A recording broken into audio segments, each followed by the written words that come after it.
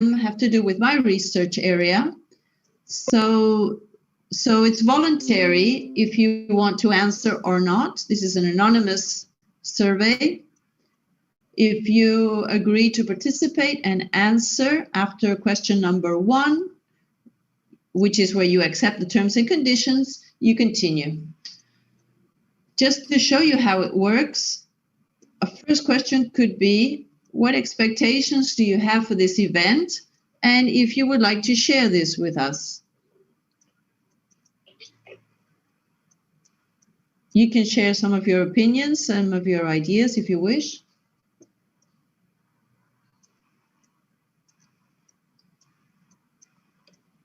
And then you can continue to the next questions. What ingredients or dishes should we always have at our table?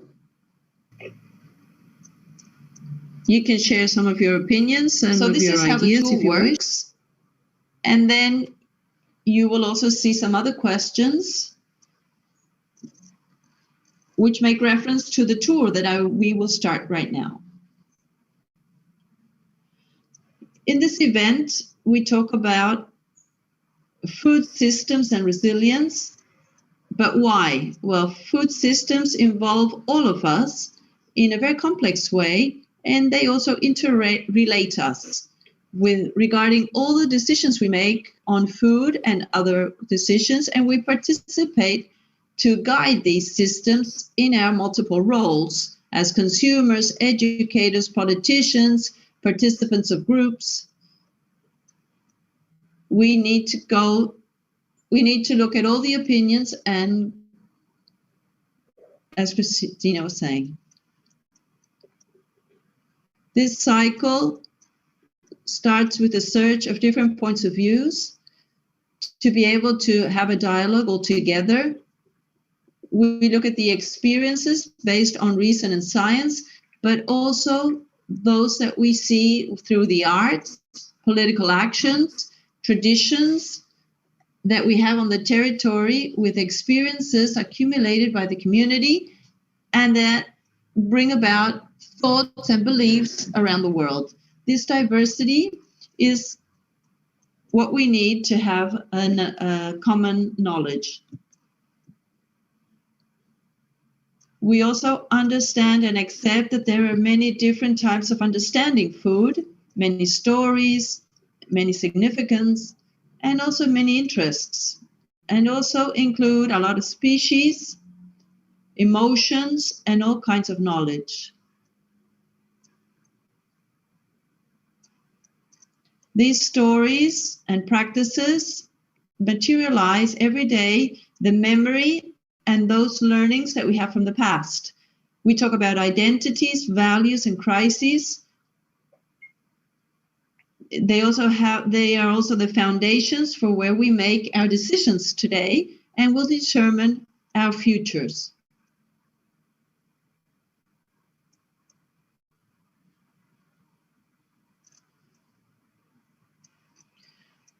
The resilience that we are talking about has to do with this, with how and what we will be learning from the past in order to transform ourselves with regards to future challenges. This capacity is about knowledge. Based on our thematic focus, which is food and resilience, we're talking about food knowledge.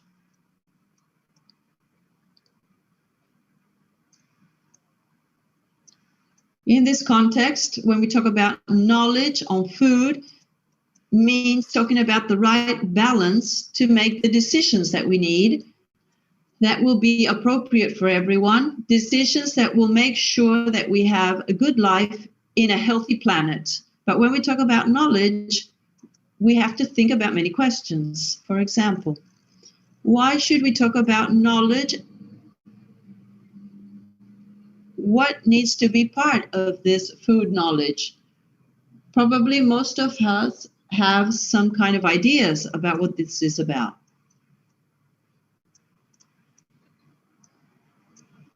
Can we talk about food systems in a knowledgeable way? If we talk about knowledge as a capacity, can we develop this and make sure that we make good food decisions at all levels. How can we do this? So these are the questions that you will find on the right column for those of you who wish to share your opinions. So in this cycle of conversations and virtual events, we will try to have dialogues and connections in order to learn and identify maybe this knowledge and also see how we can develop further knowledge. We will try to allow us to explore collectively new paths that will allow us as individuals and society to move forward towards transformations that we need. They need to be just, healthy, sustainable, and knowledgeable, and resilient. This will be open for those of you who wish to jot down your reflections. You can always come into this website and go through this tour again. For now, we will thank you very much for your participation. We will have a very brief break, and then we will start with our first session, which is called Perspectives.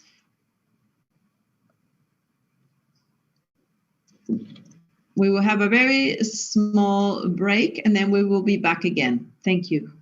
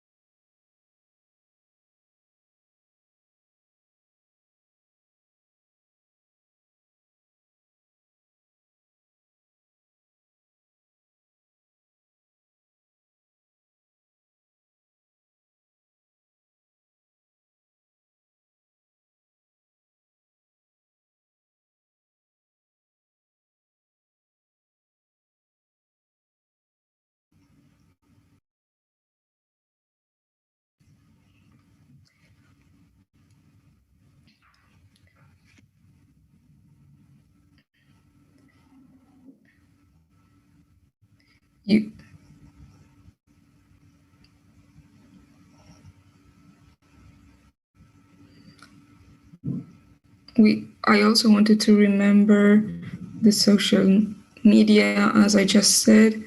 We will use this tool called Slido you can use the website www.slide.do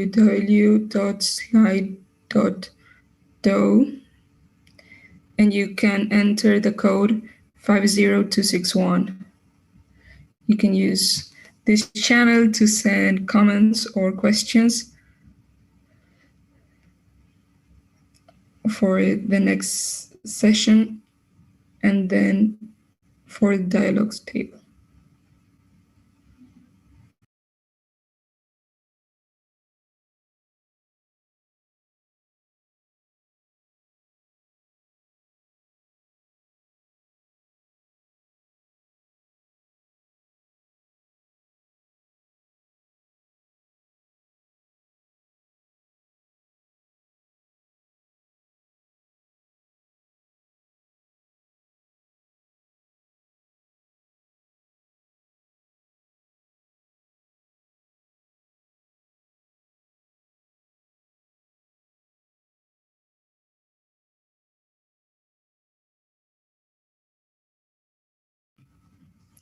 All the information for this event is in our website. There you can find the whole program for today and for tomorrow. You may also find the main links to access everything and the reminder for these platforms, Slido, the access code, and everything you might need, and also the links and registration for the workshops that are taking place tomorrow. Okay, we will start in a couple of minutes.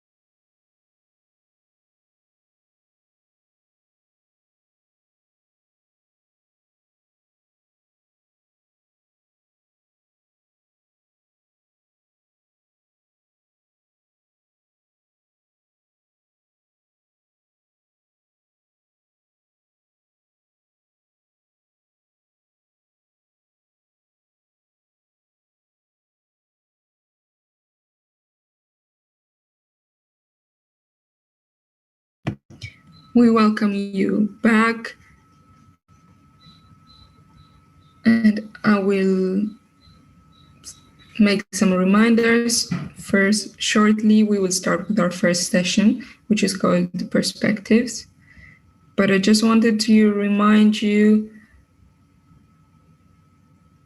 that we are going to use Slido You can access Slido through the website www.slide.do using the access code 50261. There you can write down your comments and questions.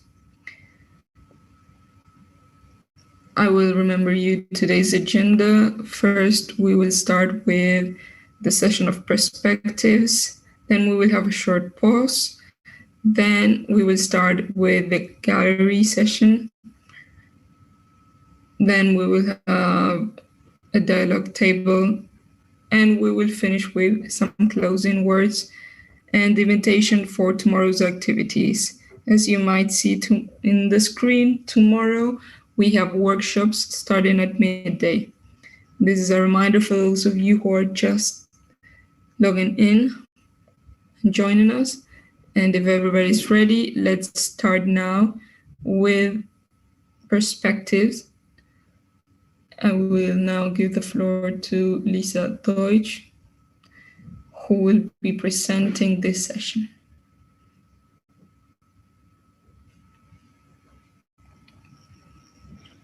Go ahead, Lisa. Good morning. My name is Lisa Deutsch. It's a pleasure to be here in Zoom with all of you. I'm a researcher, associated researcher, and I'm a senior lecturer on the Resilience Center in Stockholm.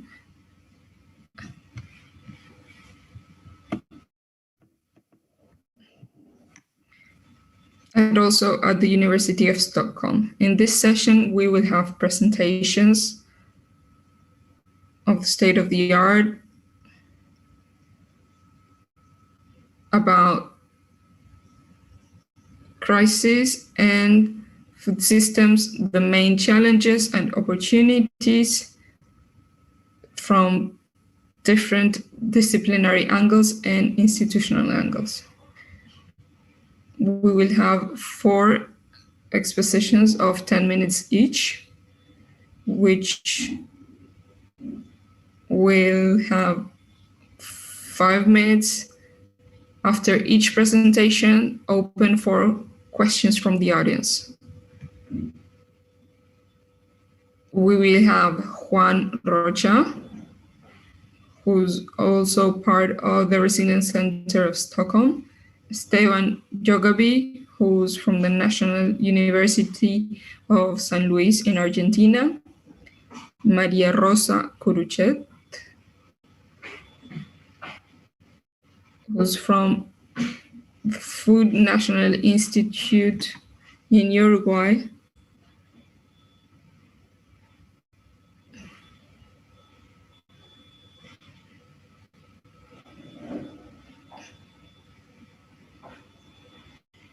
sorry, I'm turning on my camera. And a last presentation is a representative from our COVID project, Foodways. So let's start with Juan Rocha.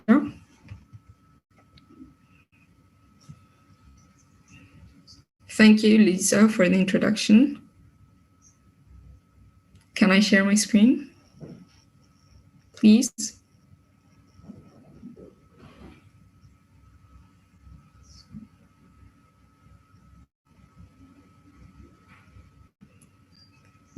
Can you see my slides? Great, then. Thank you for the invitation. My name is Juan Carlos Rocha. I'm a researcher from the Resilience Center of Stockholm. In the next 10 minutes, we're going to be speaking about food systems. If you're interested in the slides, they're under the website. The Resilience Center of Stockholm has a research group that focuses on food systems. They have 3 investigation lines, one of development and investigation. The other one is to look at solutions. And the third is about equity and resilience. If you want to learn more about this, you can click in Food for Resilience and look at the website of our center. You can find here Amanda Wood and Mylene Journal, who are my colleagues in charge of the research. And down in the website, you can find our news and our latest publications. Today, I'm going to present some publications about archetypes of food systems that we have developed with our colleagues in SARAS and people from the center. What is an archetype? According to the dictionary, it is a representation of a model of reality. If you're studying eagles, hens, penguins, these are parts of a more general category, which is birds. And birds have characteristics that are that define them. For example, having beaks, having wings. In this sense, we understand archetype, which are the characteristics that define certain systems, and in this case, food systems. But the example that I just gave you, I can give it to you in Swedish, and I can give you books for you to learn how to say bird. And how do we learn the characteristics of a bird if we do not know the different ways of classification? That is the type of problem which I'm being faced when I try to classify different socio-economic systems. We can look at this problem through patterns and structures. This has been used in a paper we just published, developed with authors from the Center of Resilience and other researchers that are carrying out works in South America. Studies that are study from regions in the Pampas of Argentina until Ecuador. There we have classifications that are predefined. And these predefined categories, we establish different patterns of common causes and impacts on ecosystems. In these cases, we developed a network and interaction networks that include, for example, the presence of public policies. In each of these cases, we have a representation, a graphic representation. The 7 cases can be studied collectively when we put each network in a bigger network.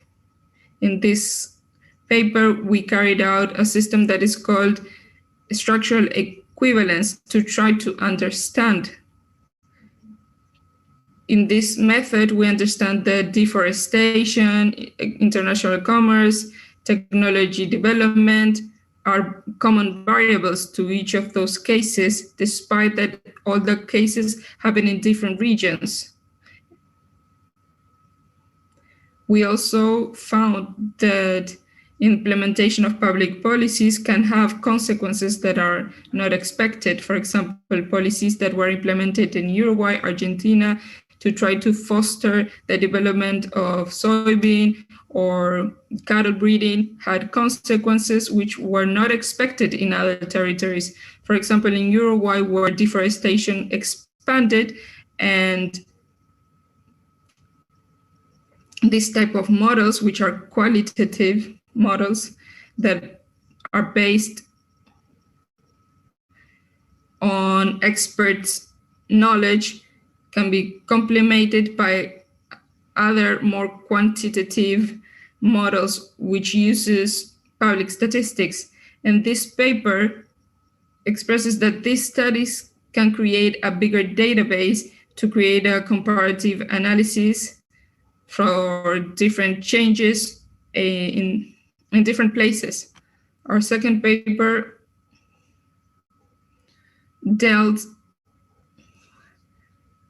with the opposite approximation, to use public statistics to try to understand.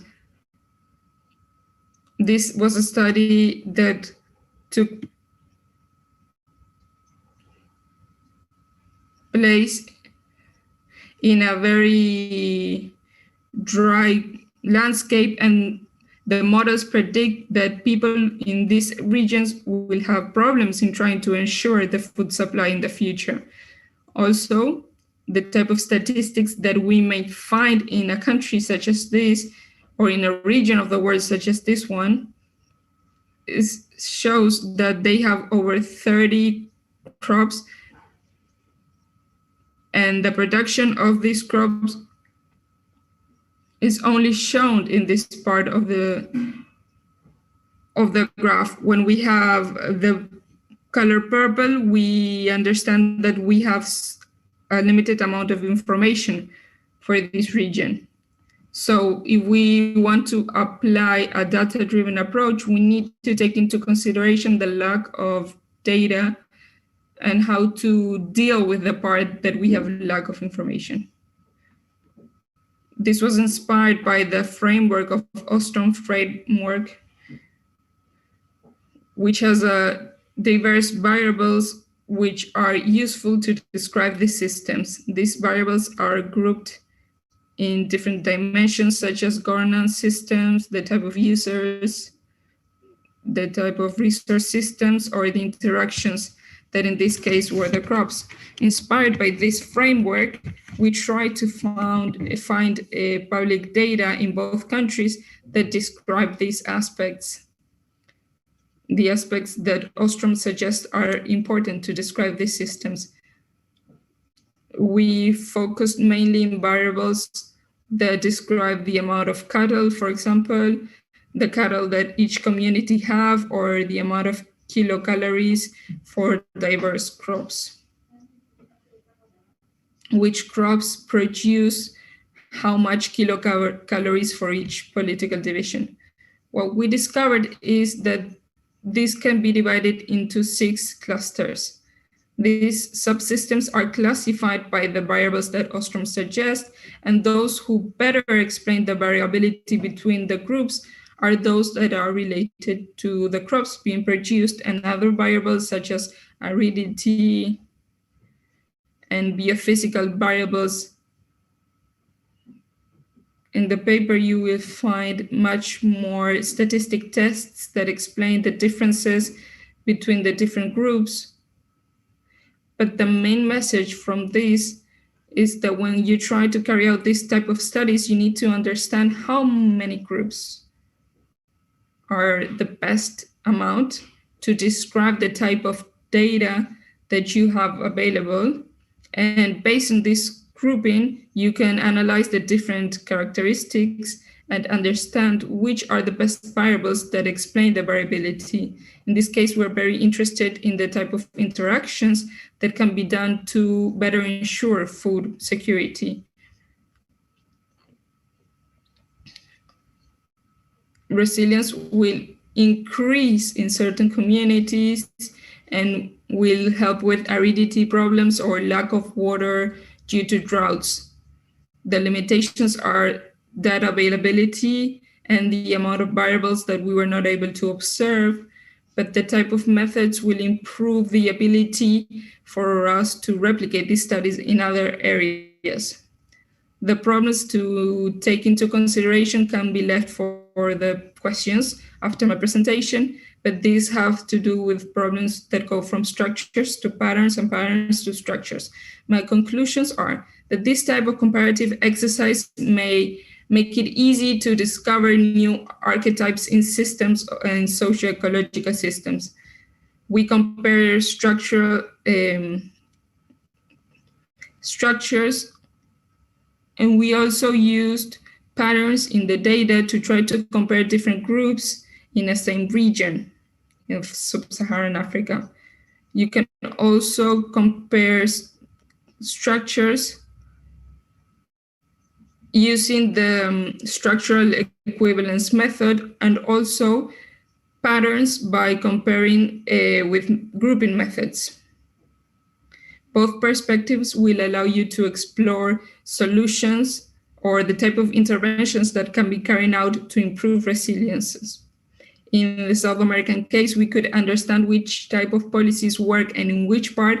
And in the African case, we could identify where the intervention or no intervention might improve the resilience of families that can be facing with food security issues. In both options, you need to take into consideration the limitations.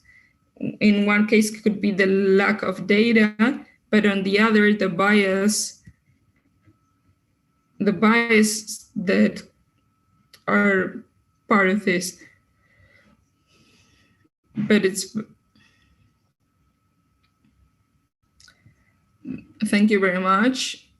I want to remember that if you're interested in these papers or this data, they're available in the website. And there you have my social media if you have any other question.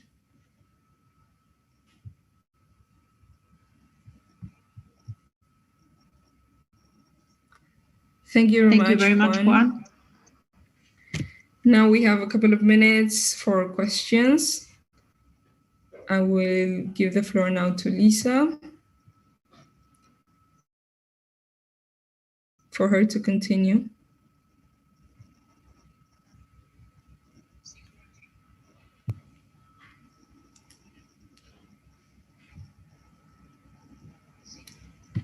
Sí.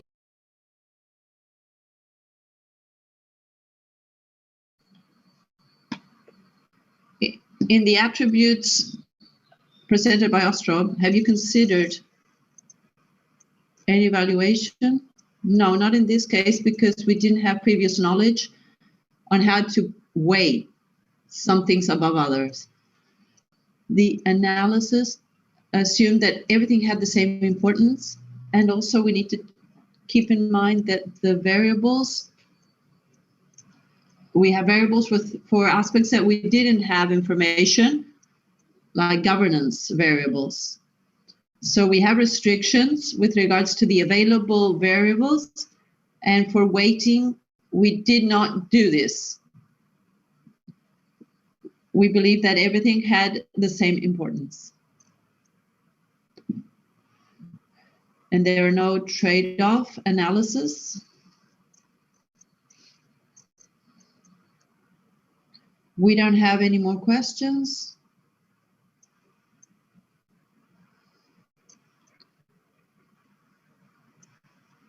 Silvana, shall you continue?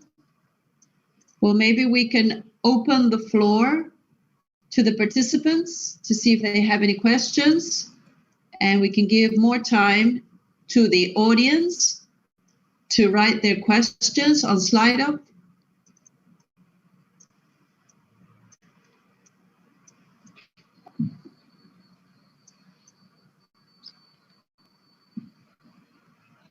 I would like to ask a question.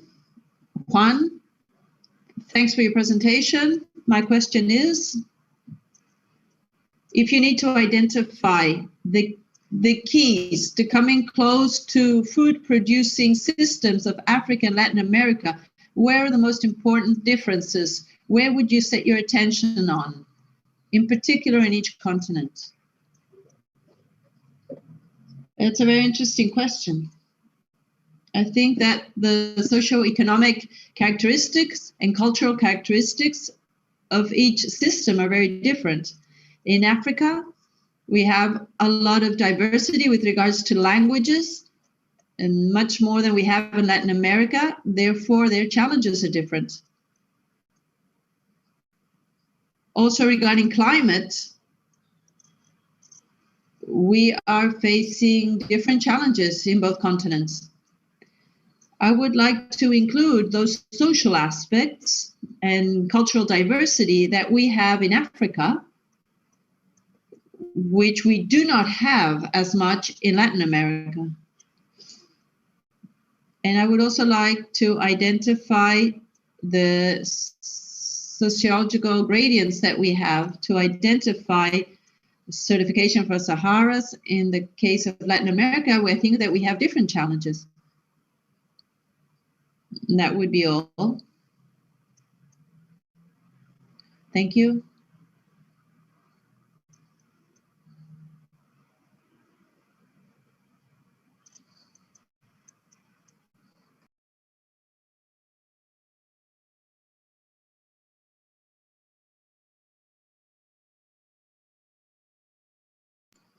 Very well, then we will give some time to the audience so that they can ask questions, so that they can think about what has been said in the previous presentation, and we might have questions later. Now we can continue with the next speaker. It's your turn, Esteban. You have the floor.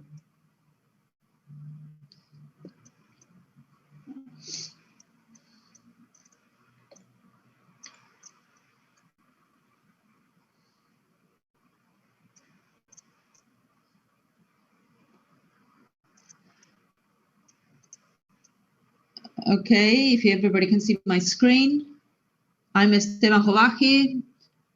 I'm an agronomist.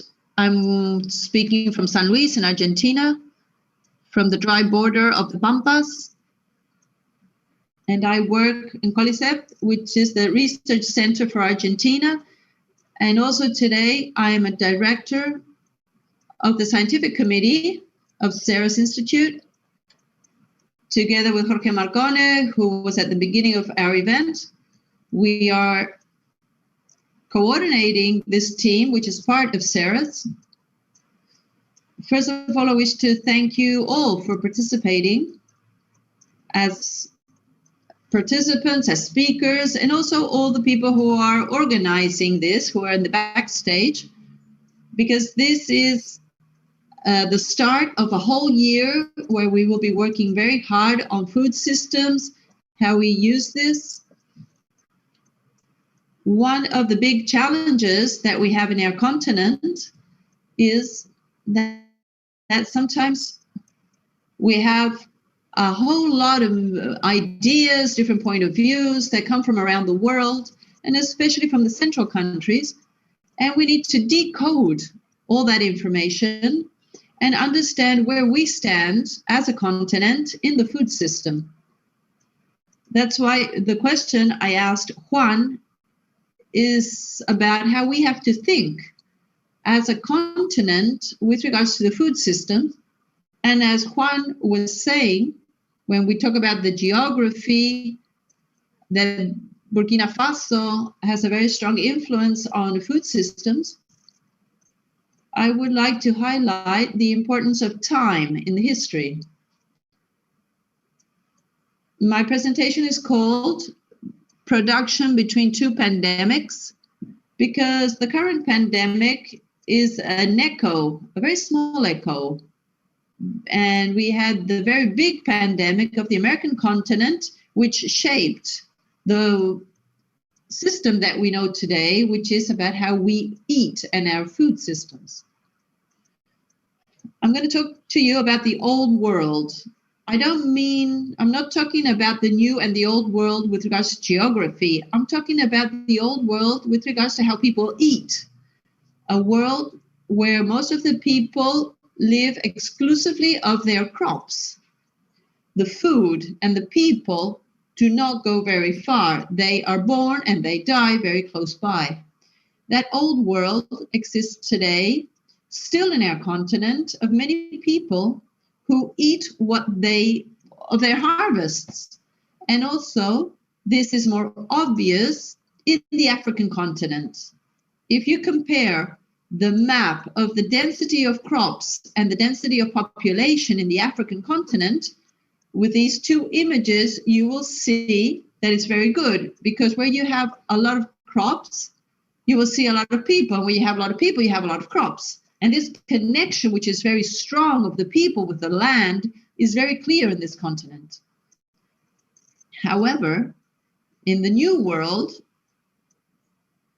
in Latin America, we saw the transformation of the planet towards this new world, not with a happy ending, I could say.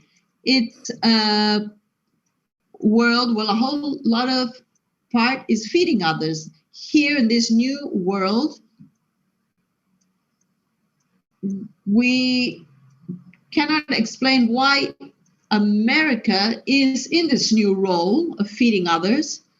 With the research carried out in the recent years, we can see that the arrival of the first Europeans to the Americans came with the arrival of diseases where we had no immunity in this continent. And today we know, because of different evidence that goes from archaeologists to today, we know that the Americas, with a contact of centuries, lost 90% of its population. 90% of the population of our continent died because of the diseases like influenza and a whole lot of other diseases. And that graph that you see there in blue shows the amount of the global population that we have in Latin America throughout history. 12% of the people who resided in the Americas before contact is less than 2%. The continent was the emptiest continent in the world. And we remained this way until the 1800s. Only after the 19th century did the population grow. And today we have a stable value of 8%. 8% of the population lives here. This drop, socio-ecological drop in our continent, resulted because of something that humanity is looking at very much today, which is the gas effects. Many historians who are trying to look at what happened in the past say that there was an abandonment of harvest area that had a sequestration, small ice age of the Americas. The continent had a lot of demographic transformations and climate transformations.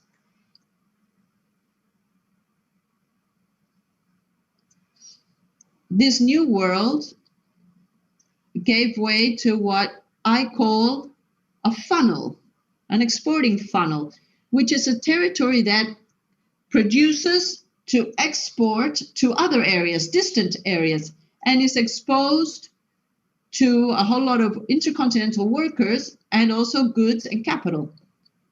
Very early, the continent started in this funnel mechanism. When transportation was very expensive, what was exported was things that had a lot of value.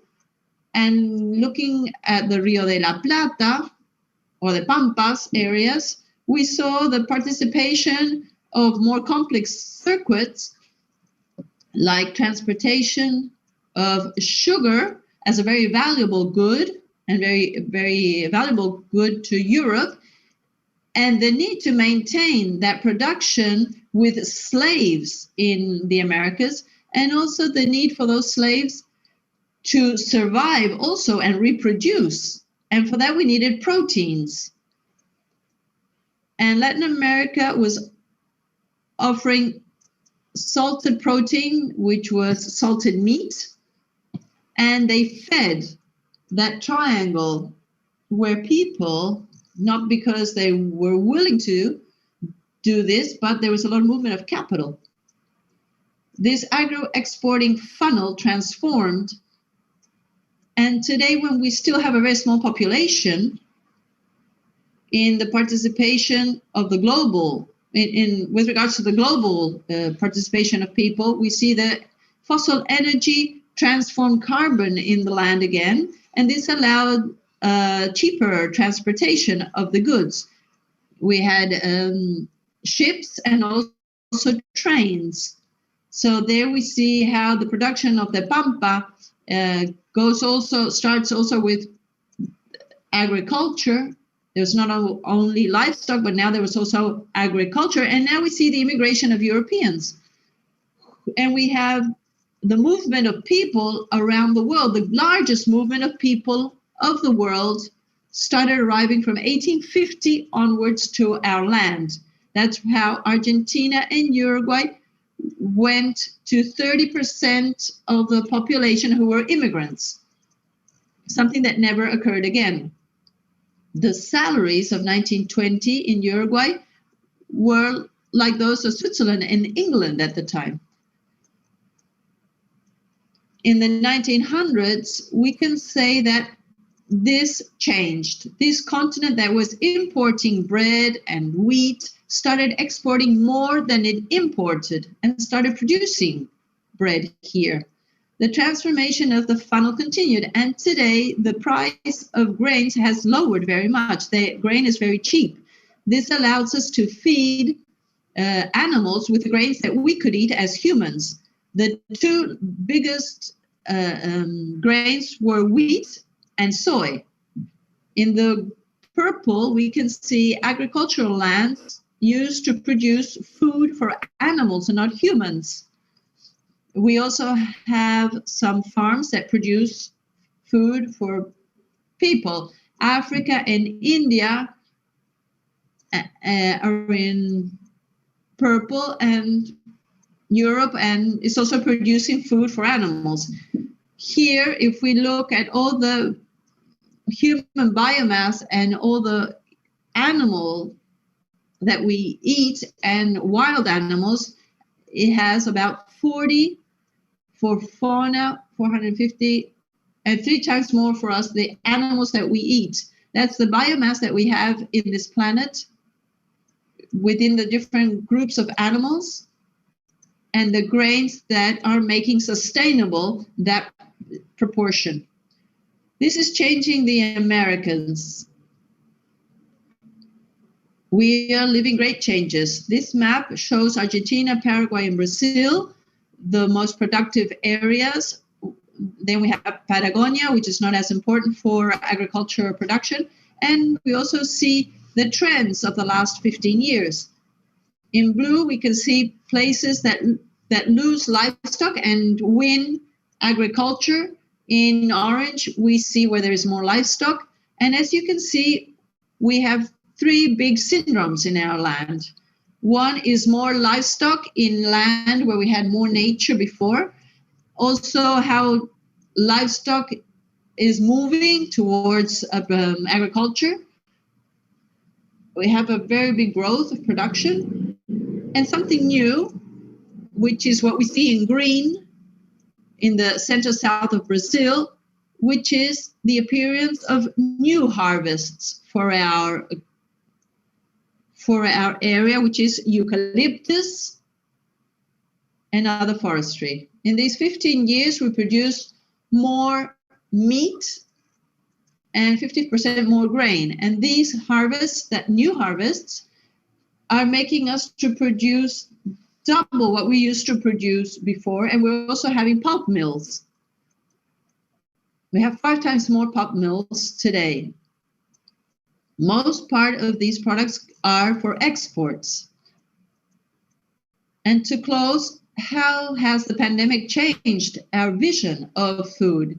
The pandemic has shown us a couple of things, that commercial wars are increasing, and the tension between the power over food systems, like the powers like China and USA, have showed us this. We have soy in Latin America that allows us to export in Argentina.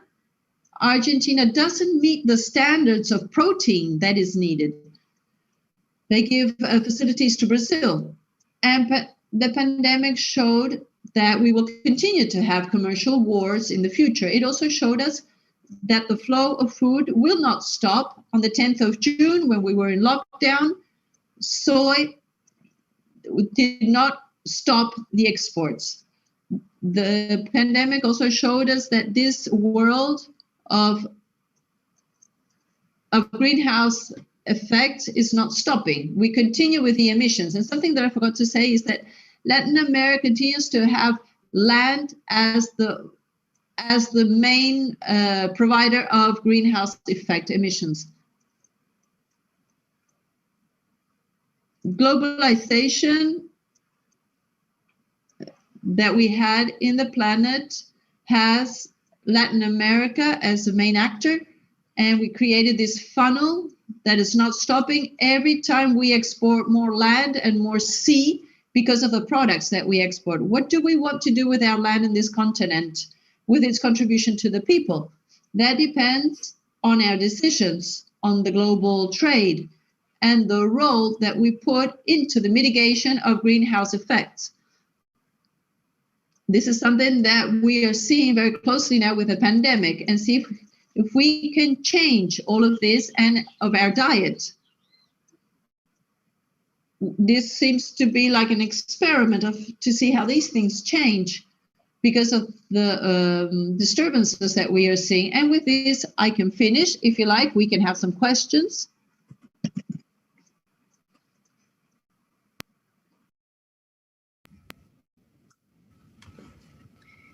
Thank you, Esteban, for this presentation.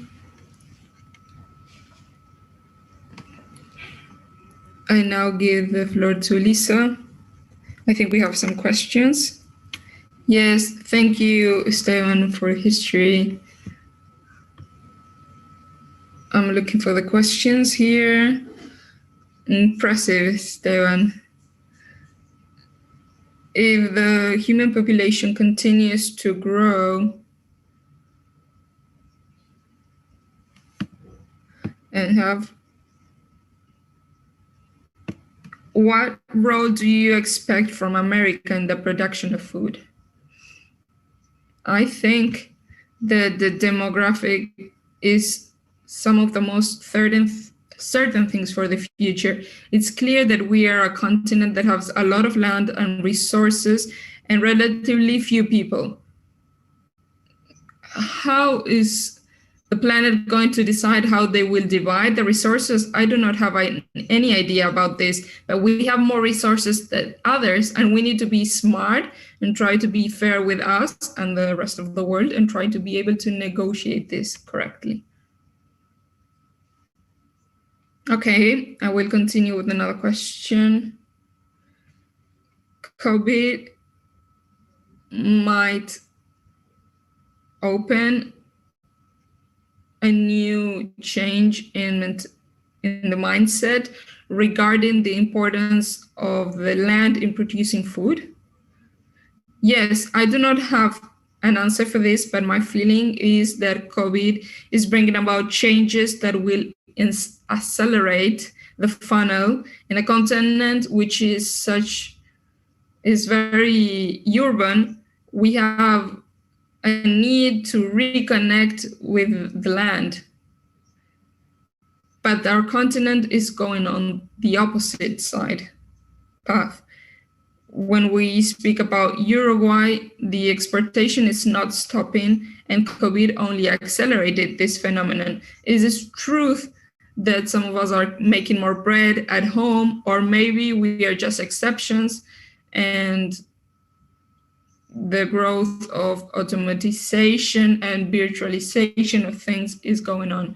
With just one click, a higher percentage of people can eat through just a click. My feeling is that the funnel, the 4.4 funnel, will be even a more fast and quick funnel, and we need to prepare for the damages that might bring about. Okay, Cristina would like to know which possible initiatives of change can be identified in Latin America?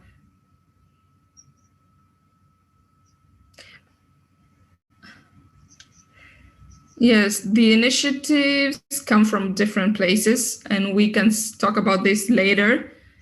But the agro-exporting change are trying to use certification, traceability, and this is a change. Policies which are no longer national, but change policies that have to do with the private sector.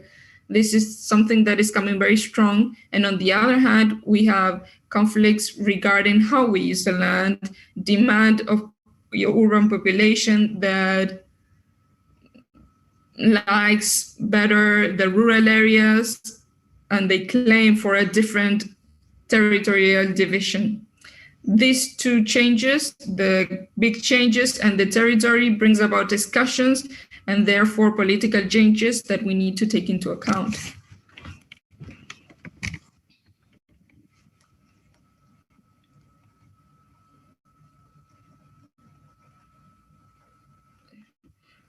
How would you, I don't know what this means in the different tones. how would you look about this vision in the future together with the production of foods in the Pacific? The truth is that the Pacific area, I do not know if they are speaking about the American Pacific or the general Pacific, but the vacuum of Asia is just starting, and we can see the funnel as a vacuum of a place in the world that are starting to demand an amount of food. And the vacuum from the Pacific is just starting, and we need to decide how are we going to deal this. We're going to start sending a lot of grains to that side of the world. And I think guiding ourselves through the standards can be a big mistake. If we gotta guide ourselves to what the funnel is asking for, it's a great mistake. We have more questions.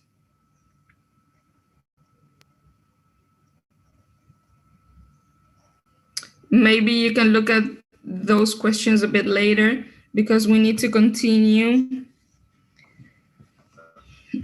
My email is over there. If someone wants to continue speaking about this, you can send me the questions. Thank you. Okay, now is the turn of Maria Rosa. You can start with your presentation.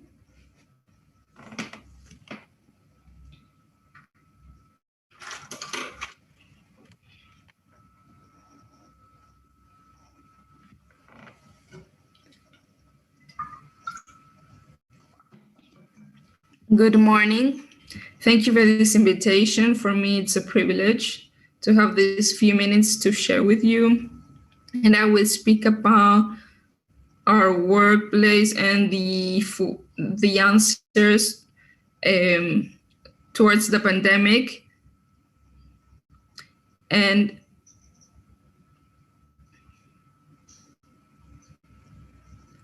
I'm going to be talking on behalf of the Ministry of Social Development. Some issues that I think it's important to highlight in Europe.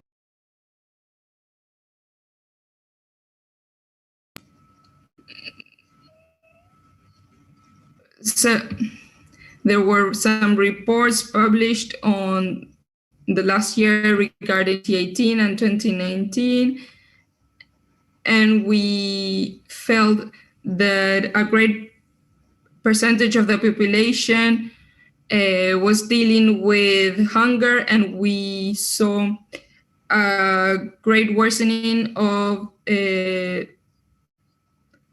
we also saw an increase on obesity, overweight, according to different age ranges.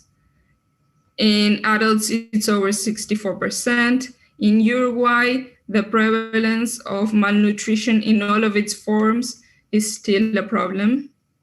And today, facing the very complex situation of the pandemic, we are under a high risk of having these numbers going even higher.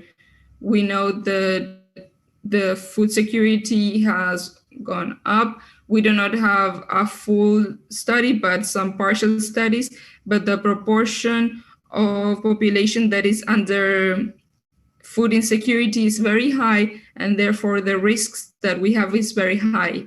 Our way of dealing with this is through a perspective of looking at the food system. We need to be able to understand the big problems that our system has.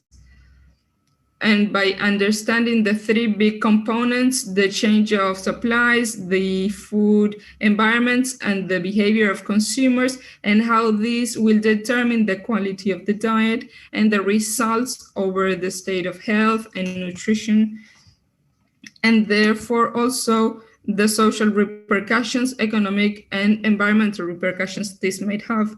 There is a lot to be done in this regard. There's a diversity of engines through which we may have an effect to contribute in improving these food systems and make them more resilient. As a ministry, we have developed certain measures as a consequence of the pandemic,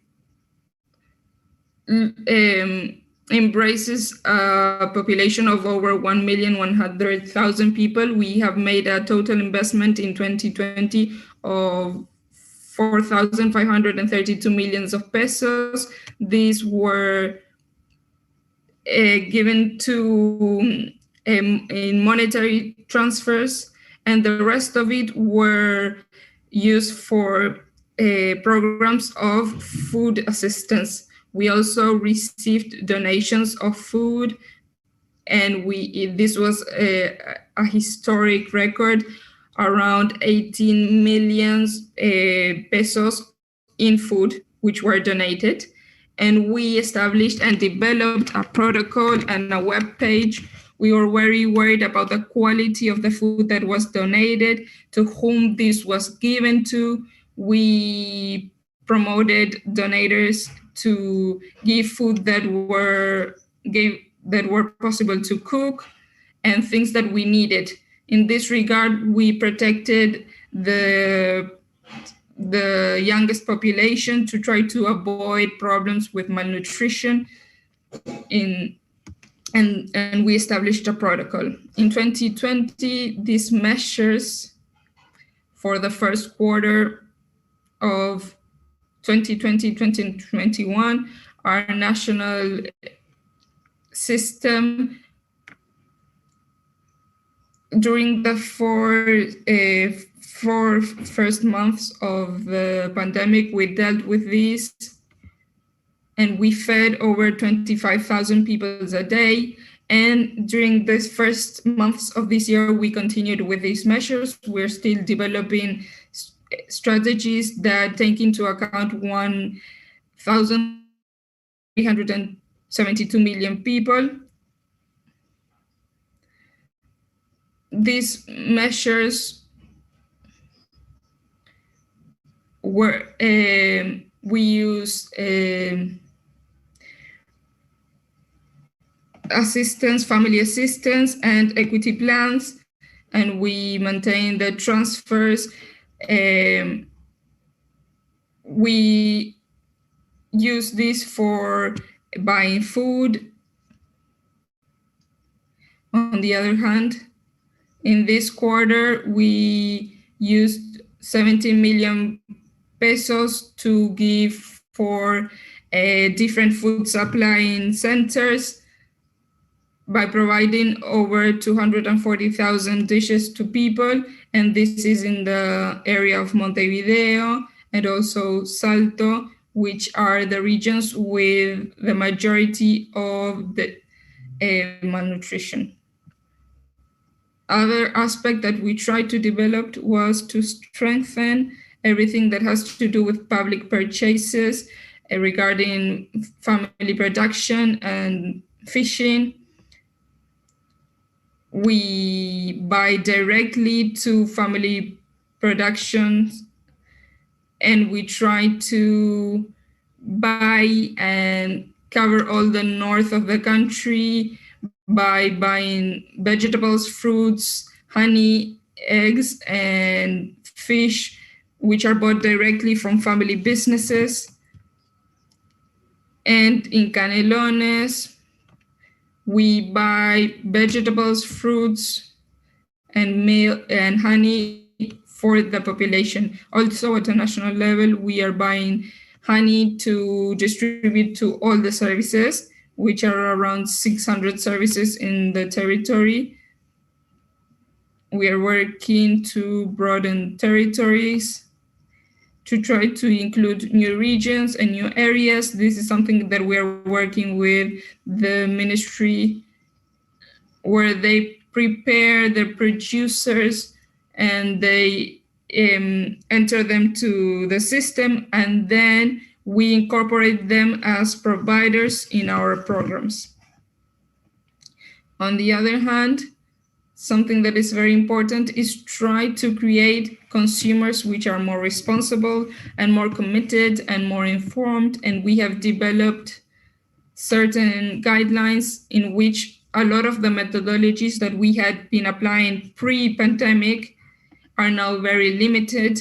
we were working with the concept of creating experiences around cooking, around the foods. But given the pandemic, we had to limit this. But we have developed now a lot of material that focus on that is going to be distributed through electronic means, certain recipes that focus on using river fish, cooking with honey. Honey is not very part of the food culture of Uruguayans, so we've tried to use different ways of incorporating this and promoting basic cooking and using fresh produce and try to give value to those food products that are created in the region. We also created collections of recipes that have tips and advice on giving value to the food, to try to learn about the different seasons, to reducing disposal, to understanding the composition of foods. It's not the same having a very processed and industrialized product against a homemade meal where you know which ingredients were used. Another of the elements that we focused on has to do with reducing the loss and disposal of foods. We are trying to work on revaluing the natural food and minimize processed foods. And we created an agreement with a social organization, which is called Redalgo, which takes care of rescuing fruits and vegetables from small farms and markets, and we are rescuing over 40 tons of fruits and vegetables, and part of those are given to different food supplying centers, trying to provide fresh produce and quality produce to a population that has a lot of problems in accessing this type of foods. And on the other hand, we are fostering creating a specific framework in the reduction of the food disposal, because we are certain that we cannot afford to continue throwing food given the cost that this has on the planet. We are very interested in working in research. We have been working with the university for a long time, and we have an agreement through which we are carrying out research to guide the decision-making process. And on the last year, we carried out some work to try to understand the changes in how people eat and studies related to reducing the disposal of foods, and also studies together with UNICEF to try to assess the actions of the state. Finally, today, we have been working for some months on updating the system of indicators of food security through a sustainable food system. And this is something that we've been carrying out collectively with the university. So what we have prioritized is supply chains, and regarding investment, we have a framework about this. We as an institution are trying to be on the lead of applying certain pilot projects. So if they work, we can use it in other public organisms, such as hospitals, jails, schools, etc. And we are focusing on trying to revalue fresh produce. Regarding food environments, we've been working on trying to improve the physical and availability of food and food assistance, which has been very overwhelming in the last year. But also we try to foster measures and regulations. It has been very hard for us to implement labeling on food products, but we understand that this will improve the food environments and they are necessary. And this is an extra step that we need to take in the short term, which is to regulate publicity and persuasive elements that are in certain food products. Regarding the behavior of the consumer, we need to encourage more informed consumers, more responsible consumers, and we think this is essential. And we're working with first childhood centers. The Institute has identified all the centers, and we are working there in trying to create experiences through cooking and eating. And another pilot project that we are applying in these centers is to link producers to our centers, our CAIF centers, so that they become direct producers of food of high quality. And this is something that we started working on this first summer, and that is going very well. We are looking for producers, and then we link them to the services, and then the services start supplying. Our nutritionists assess and evaluate these producers, and we as an institution are open to continue carrying out research. We are very interested in working with academia. We learn a lot about this, and we have very important challenges ahead as a society. Thank you very much.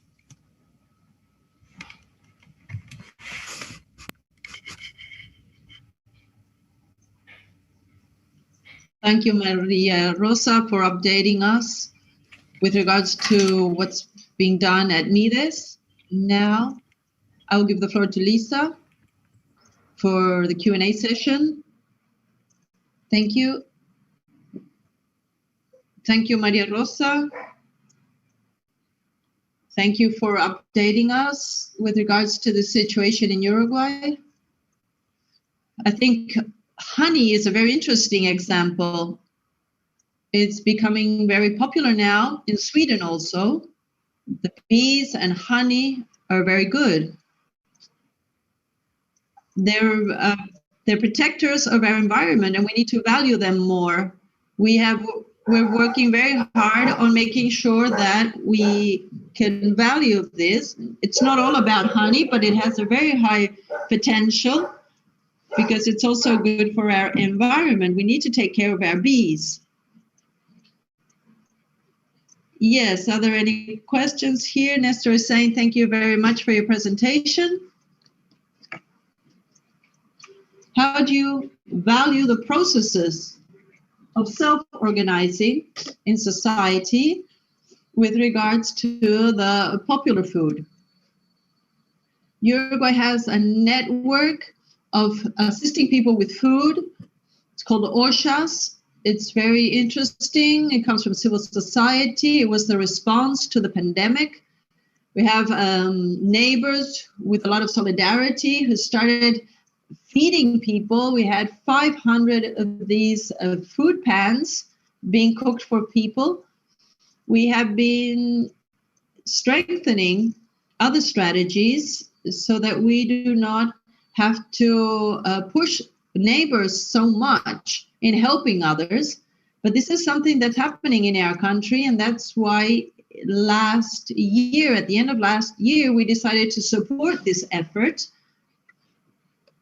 because it's very difficult to withhold in time, because there are a lot of people who are feeding on these food pans because they have no money, and we see that at the end of the month there is a much more a greater demand for food from all of these people, and we need to highlight the development of Uruguay with regards to these popular pots of food that are being produced by all the neighbors in all our country, also especially Salto.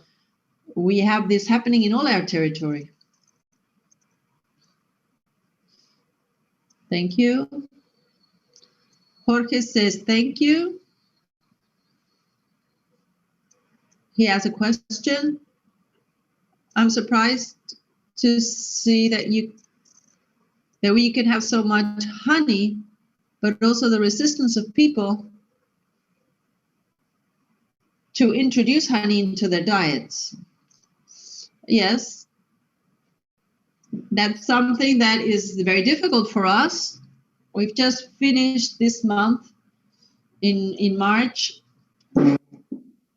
with this topic. We need to help people to see how they could cook with honey.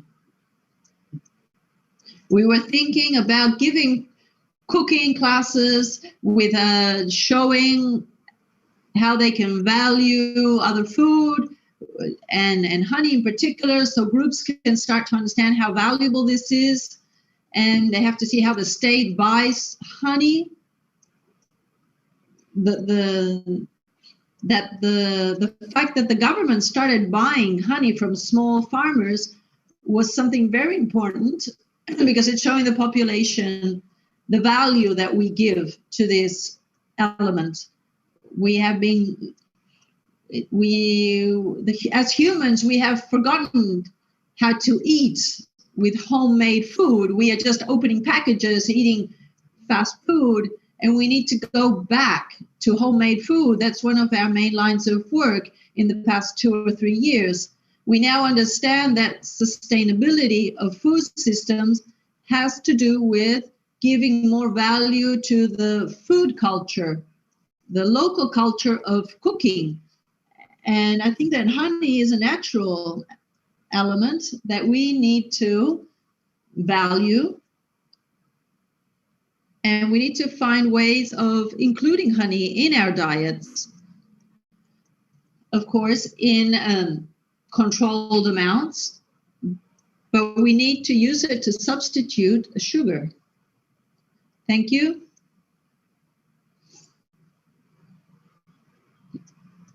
Now we have the last presentation. Who's the representative of COVID Football? I'm Mariana. I'm going to introduce our team. First of all, good morning, everybody. Thank you to the organizing team of this event. I think it's great. I understand that you have worked very hard for many months to provide us with this event today. I'm a coordinator together with Lori Beth Clark, an interdisciplinary project that started last year with students, actors, artists to start to understand the effect of the pandemic and the actions taken in different places with regards to different components of the food system. This is very much connected with the previous presentations that we had. I want to invite you, because tomorrow we will be having a workshop where we can reflect on the impact of the pandemic tomorrow at 3 p.m. And today, when we have the gallery section, we're going to show you a video that introduces the project. And in my presentation now, I want to tell you that this is a research that we did with students, of students who are studying in the environmental management in Ciudad del Este, Maldonado. And they worked on this. They analyzed different aspects, and today they will share with you part of their research. With this introduction, I will now give the floor to Belen, Lucia, and Geraldine, who will give you their presentation.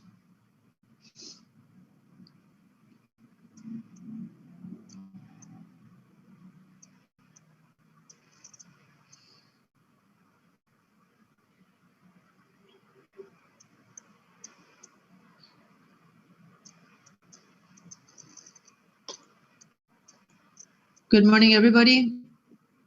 Thank you for giving us this opportunity.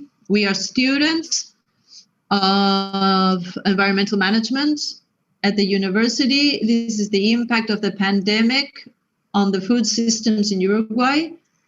This is our presentation. We study at the Centro Regional Este.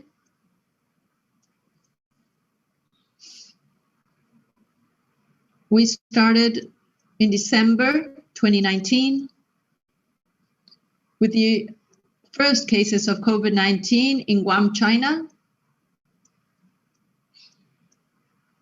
In March 2020, the World Health Organization declared COVID-19 as a pandemic, and also the UN, at the time for Food and Agriculture, declared that the pandemic was affecting all the food system worldwide. On 13th of March of the same year, in our country, we declared the health emergency and started having mobility restrictions in our country. After these restrictions, in July 2020, we had the opening of schools very slowly.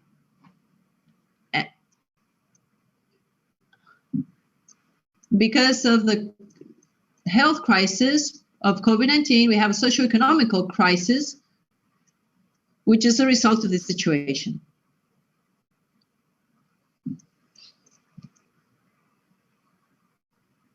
For a conceptual framework, we can tell you that the food system is a complex system, and it comprises a lot of processes, different authors, actors that relate to each other. These food systems also include economic systems, social, cultural, and political systems, and environmental and ecological systems. And those components are related to different stages of the system, like production, processing, packaging, distribution, sales, consumption. For this system to be good, we can define it with three characteristics. It has to be sustainable, it has to sustain in time, it has to be able to continue operating in the future, it has to be resistant, it needs to maintain resistance faced with challenges, and it needs to be resilient and adapt to all the different disturbances. A food system to be good also must include sovereignty and a food system. Sovereignty is the right of people to have access to quality food made in a sustainable production and based on their own production systems. And also it must include food sustainability with regards to optimal nutrition to have a healthy life. In our project, we saw the pandemic as a disturbance within the food system, and we looked at some resilience criteria based on two authors, Gengan and Golster. This is robustness, redundancy, fast, and organization. We can see here in the graph the changes in the food system throughout time. First, we can see how the system is robust and can face disturbances before we lose any kind of food security. We can see the drop in the graph after we have the disturbance, which is COVID-19, with the capacity of absorbing through redundancy. Redundancy is how the elements of the system can recover. And then we see how this becomes more resistant and has flexibility, which is how we reactivate the food system to recover all health security that we have lost. And lastly, we see that the graph remains stable because it determines the amount of health safety that was lost and can be recovered. Lastly, we look at self-organizing. It's not a Kendall criteria, it's Faustein, but we're using it for our results that shows that self-independence and has to be maintained.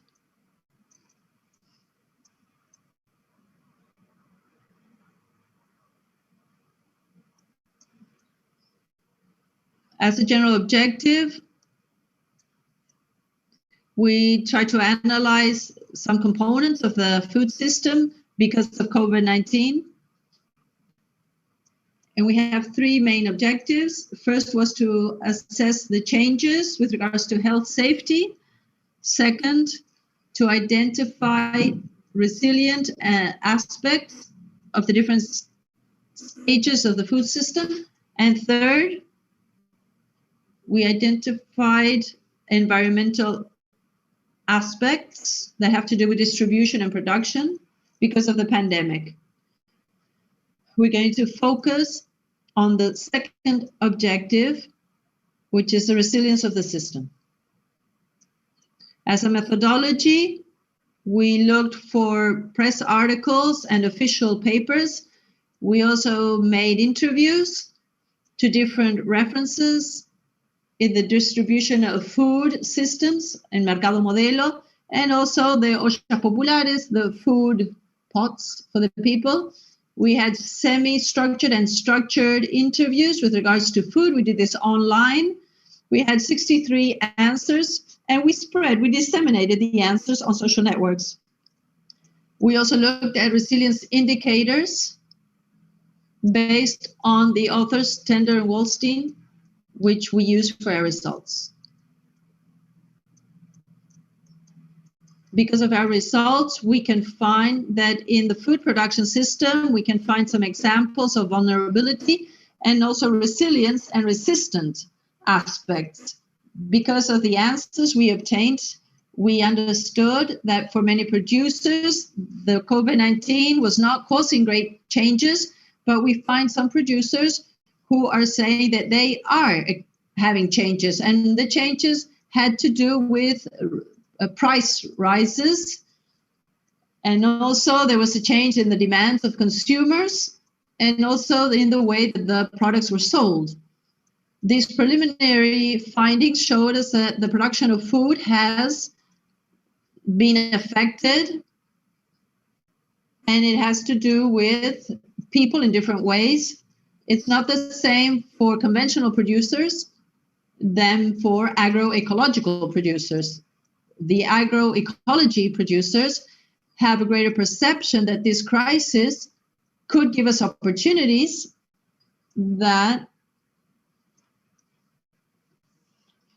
and create positive aspects that will allow us to develop strategies if we have to face unexpected events. We found some examples of resilient elements in our food system. Some have to do with public and private strategies, which is a highly resilient aspect, because in public or private institutions and government institutions, they try to do the solidarity food pots to be able to feed the most vulnerable sectors of the population. We also found, because of our survey, we found some answers that showed the increase of community farms, community crops. We also found more requests for food.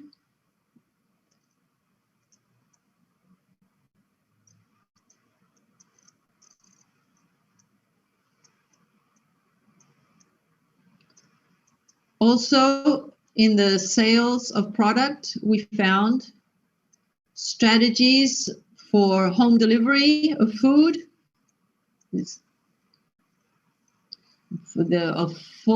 We have small entrepreneurs or stores that had to change their way of selling, like, for example, sending the food to the homes.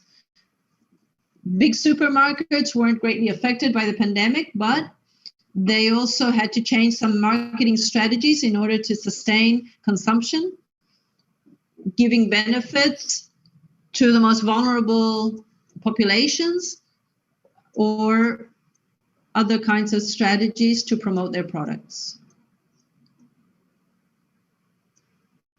Something which is very important that we found, which is highly resilient and with a low resistance, is the increase of public pots. This food that is given to vulnerable neighbors. We have very important information, which is that 40,000 people in Montevideo eat from those popular pots. And there are about 300 active popular pots in 2020. This shows resilience and the capacity of collective responding to the pandemic. And we found more resistant aspects, such as on the part of the government. At schools, they continued giving food and meals to the students. There were no classes, but they continued to give food to the children. Even though the schools were closed, food distribution for students continued.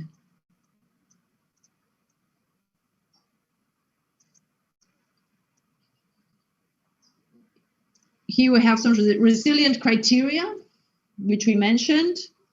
In the different stages, we have production, distribution, sale, consumption, and waste. And also the resilient criteria. In production, we saw that it was robust in production.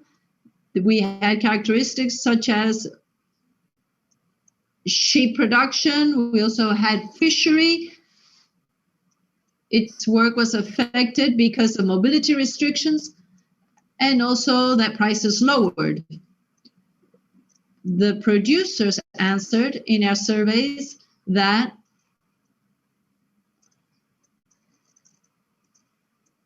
they said that they weren't affected in this situation, although other kind of producers, such as other producers, were affected. The sales of food increased. Sales had two characteristics. One was for restaurants were closed immediately because of mobility restrictions, and big box or supermarkets had to adapt to the circumstances, and they also increased their sales. Regarding consumption, we identified a redundancy in change with regards to the increase of homemade food. People had more time to cook at home, and we saw that there was a good capacity of the people to adapt and self-organizing. With regards to waste, we can see that, according to our survey, most of the answers had to do with self-consumption and the waste of excessive food. We apply the criteria of how fast this is according to the organization.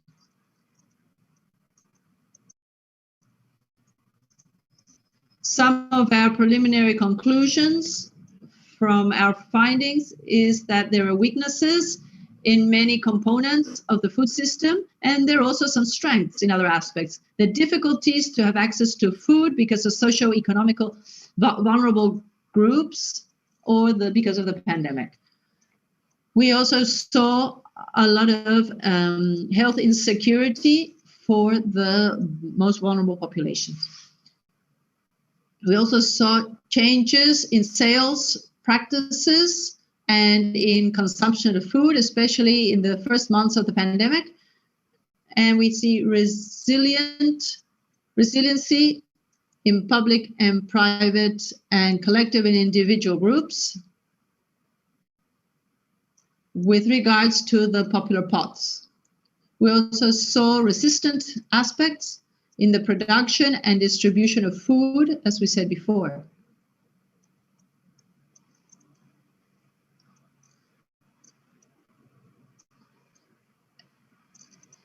Here we have our references, and we want to thank the project for allowing us to make this presentation. Also Networks and SARAS Institute also for giving us all the information that we needed, and also our references in the people who we interviewed for this paper. Thank you very much. Thank you for your time.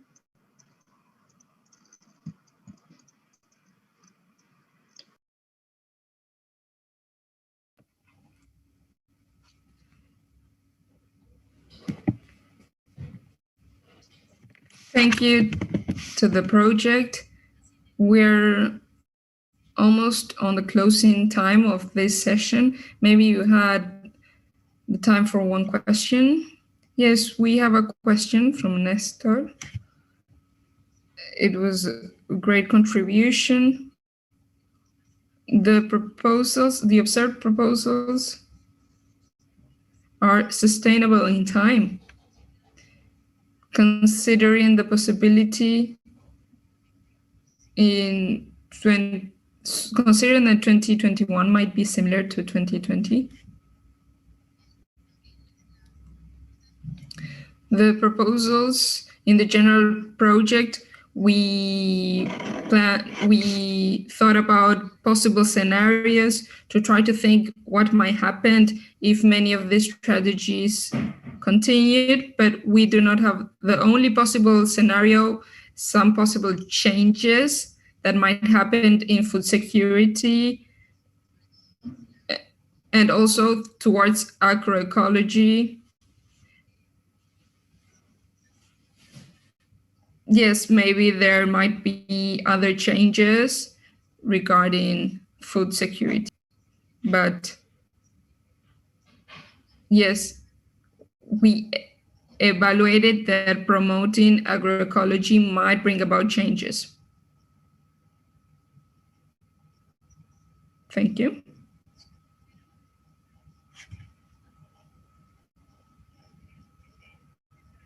I also wanted to add that this project received the support of the Commission of the University of the Republic, and we will continue working. And the idea is to carry out a follow-up because we are very interested in Nestor's question and if this is going to be sustainable in time. So through this year, the idea is to try to evaluate the perception of people, if this was considered an opportunity or a risk, and the changes that were made, both collectively and individually, were able to be sustained through time. Thank you. Thank you for your intervention. Okay, thank you very much to everybody for the excellent presentations. It was great content from a variety of perspectives, and it's very good to see students. I think it's a great start to better understand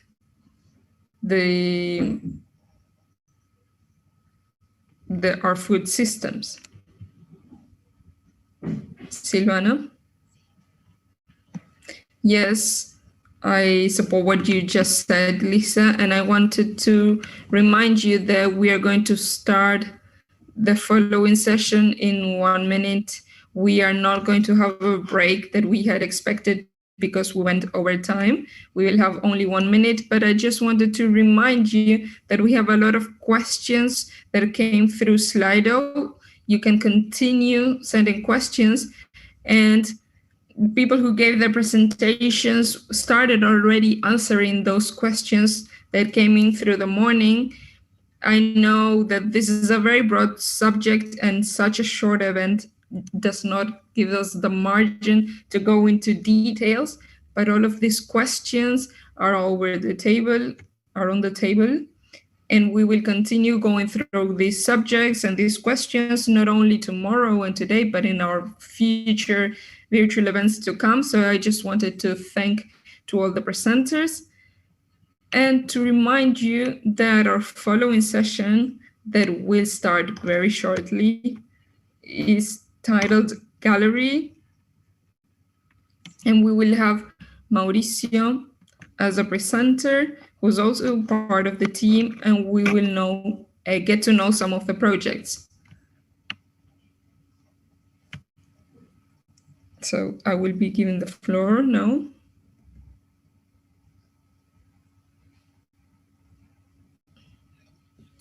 Hi, good morning to everybody. My name is Mauricio Chewem. I'm a student for the PhD in Salamanca, and I'm also a professor in the University of the Republic. I welcome you to this section of gallery that intends to present products and tools that were generated in the last year.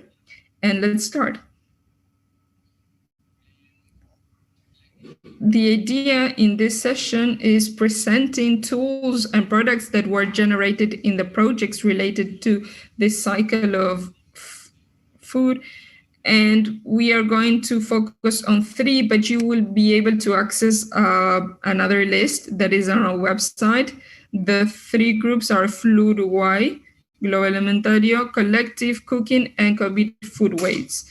What I think is essential is the difference in the products, and I encourage you to go and get to know the different projects. Okay, if I'm able to share the screen, I'm Esteban. I wanted to speak about Fluid Y. Is that possible? Is that possible that I share my screen?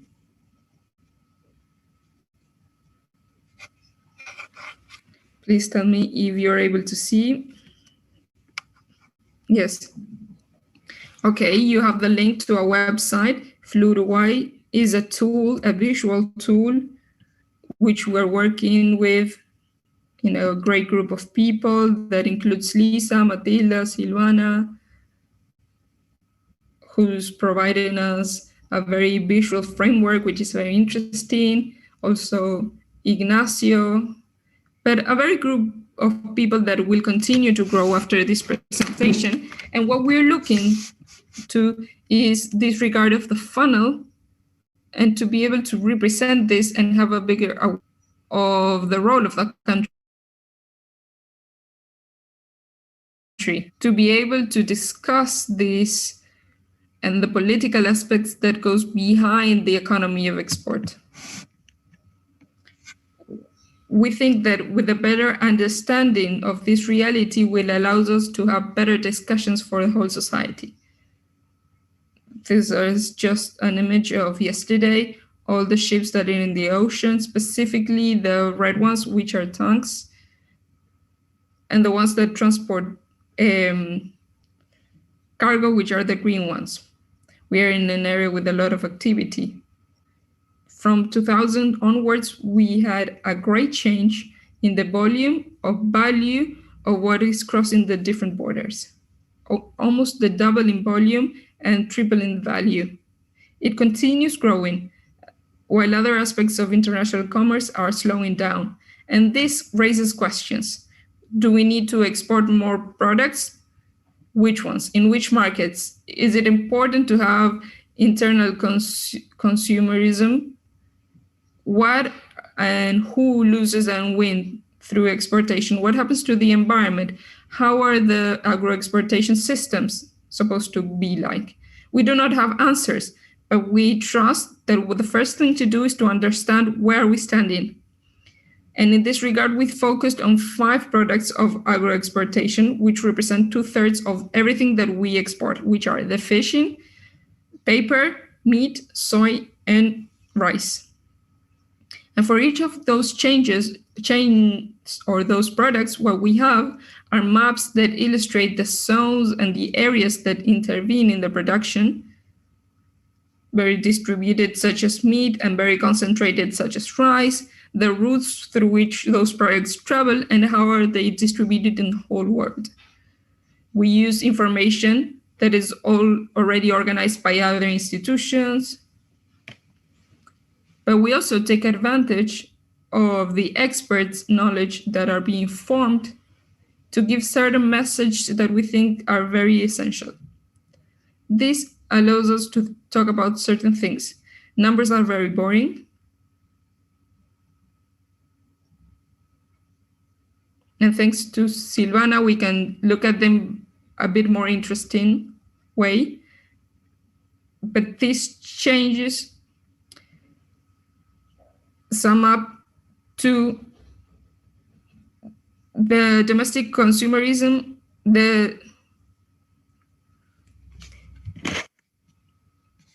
we need to look at the distribution, the economy of distribution, sales, but it's very important to think about this because 60% of the land of Uruguay is destined to feeding people that live outside the country. The website is thought to expose these numbers so that we can think about this. And we see information such as what 1 hectare of land means in money, or on the other hand, for $1 million, how much mass is involved for these products and how much surface is involved. And ideally, when we advance in this, we want to try to identify which are the conflicts in this chains. For example, in the environmental chain, we know that greenhouse effects is a problem. Regarding paper, we know that rain, water, for rice also, the consumption of water, and in soil, degradation of the soil. But also who's in charge of this production. Some are very concentrated, others are not. And the idea is to try to look at reality in the most articulate and integrated and friendly way as possible so that we can have better discussions. Tomorrow we have a workshop on how to try to improve this. Thank you. Thank you, Esteban, for this, which I want to now give the floor to Cristina, who will present her project. Hi, good morning to everybody. I will try to see if I can share my presentation.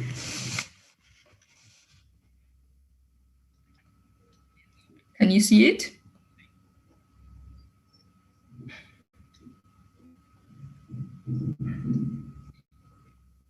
Okay. My platform about collective cooking attempts to identify and create a platform that is open and collaborative, that is based on collaboration and solidarity, and is looking for strengthening the circulation of knowledge. What we try to do is identifying the change, the seeds of change, and different initiatives in Uruguay that are taking place around sustainable food. And the idea of this platform that looks to identify the seeds of change is to try to understand sustainable food with a vision, with a systemic vision, through which the food includes consumption, how to rescue the culture, how we take advantage of the resources. What is interesting about this is that in this process that we started together with Silvana, Gabriela Torres, and myself, and now other people are being part of the platform also, we identified over 70 or 80 initiatives in Uruguay that look towards this.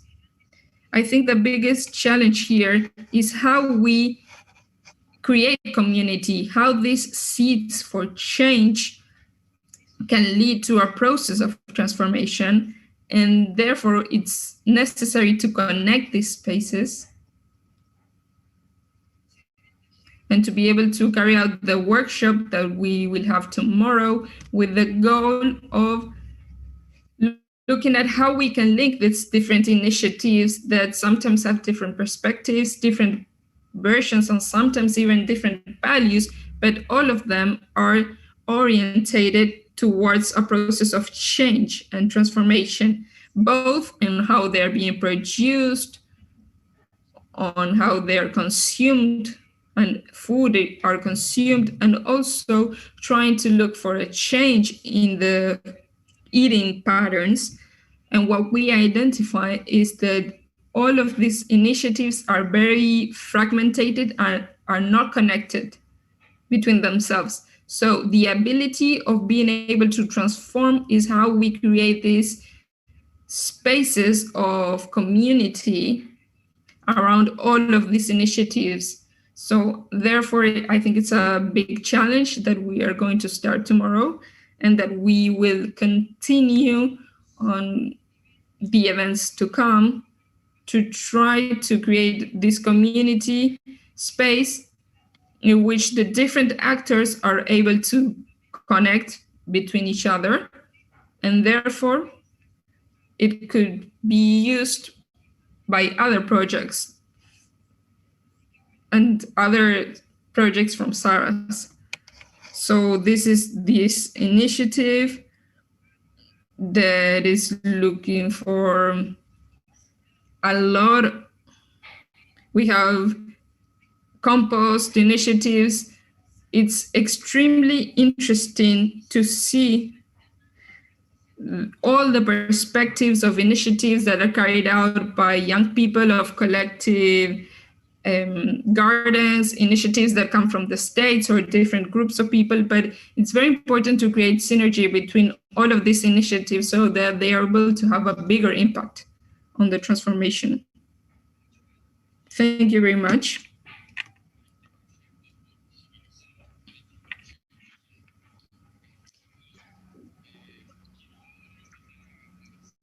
I want to invite Alvaro Adit from COVID Food Waste Project, and we're going to show you a video that he made.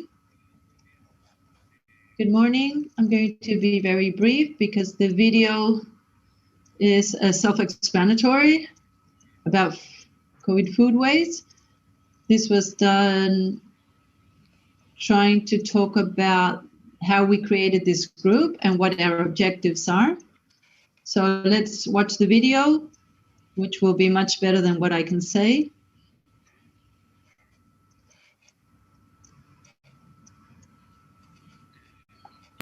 Go ahead and share the video then.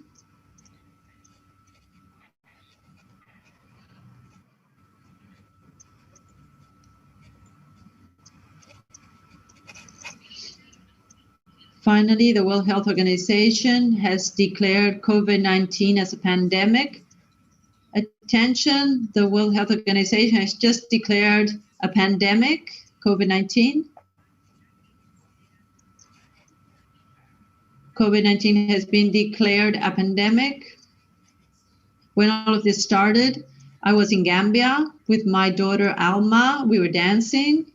It was a trip that we had planned a year ago together with our dancing team. And suddenly we had bad connectivity, but when we went back to the hotel, we were hearing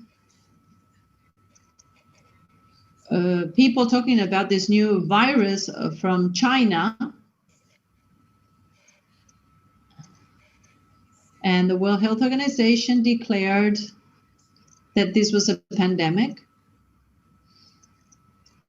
The same day that lockdown was declared, I had just given a conference at a university in a state here. It is next to the border with the USA. And that was the last time I gave an on-site conference. And it was about food and food with regards to climate change.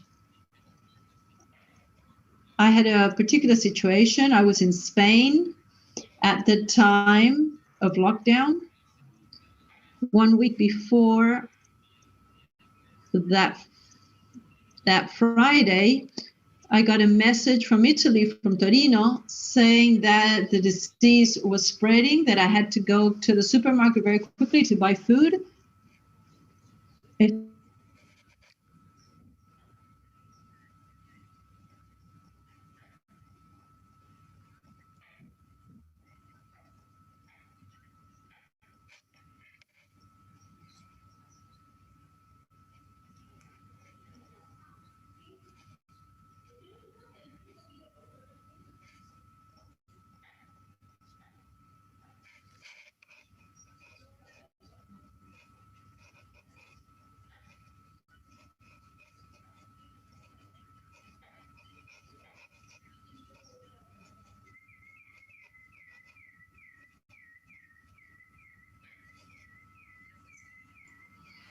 I was very interested in what was happening because I had a friend in Yunnan in China, and we followed the news very closely. We wanted to know what was happening. We looked at the first actions taken, where everybody was told to stay at home. And we were shocked by what we were seeing. It was incredible to think of a city in lockdown. The pandemic of COVID-19 is having a big effect, a big impact on health and food, the need to distribute food, and also a drop in the consuming power of the people, and it's involving the most vulnerable populations, as said by the FAO, the Food and Agriculture Organization. Following what happened in Gambia, and given that I was there in Gambia, I have a very clear and personal opinion about what we know about food safety.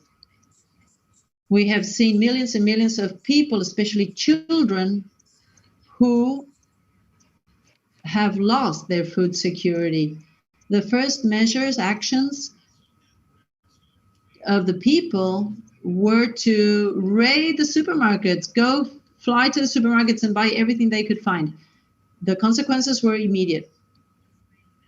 This happened on March 13. That's when it was declared a health emergency. And very soon after, hundreds of people had no income whatsoever and had to ask for food.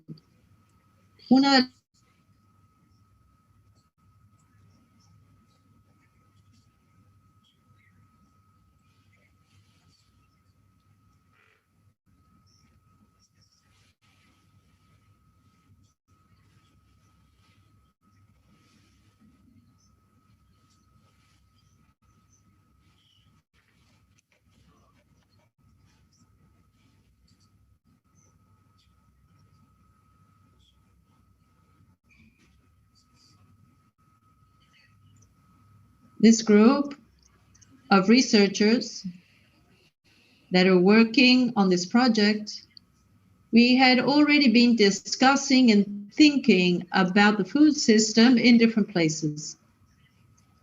We had started working the previous year at the SARAS Institute in Uruguay. We were starting to think about agroecology in the conventional creation of food and how that impacts the different stages of life. With the pandemic, we thought of this as an opportunity to see what happens with food systems in different places of the world when faced with such a terrible disturbance, an unexpected disturbance.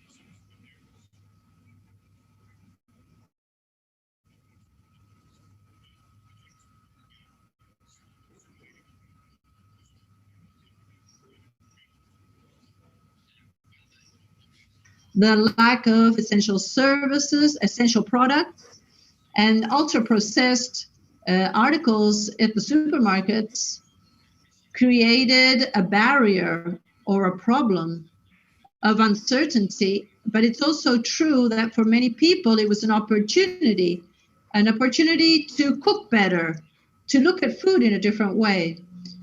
Food relates all of us in a socio-ecological manner, where we have a pattern, a relation between what we eat and what we do as a society. The pandemic also has to do, in a certain way, with a change with regards to humans and nature,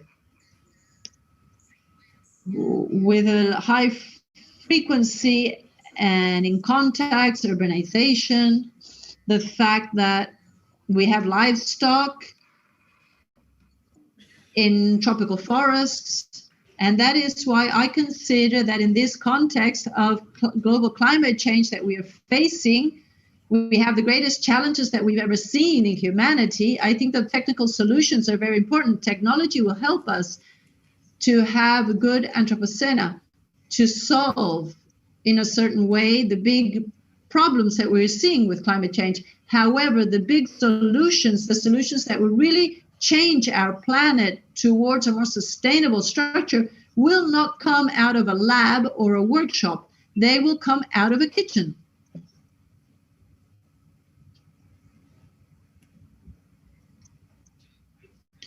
Thank you, Alvaro, for your video. Thank you for the three speakers, Esteban and Cristina also. I wish to remind you that tomorrow afternoon we will be having different workshops of these projects, and that will be essential in order to continue discussing this topic. I also want to remind you that we now have a break, and we will come back at 11:30. I wish to thank also the organizing committee of SARAS and all the speakers that we've had until now. Thank you. Thank you, Mauricio. Let's go for a break. I will put Toti's voice during the break. And meanwhile, you can stretch your legs, stretch your arms, and we'll be back at 11:30.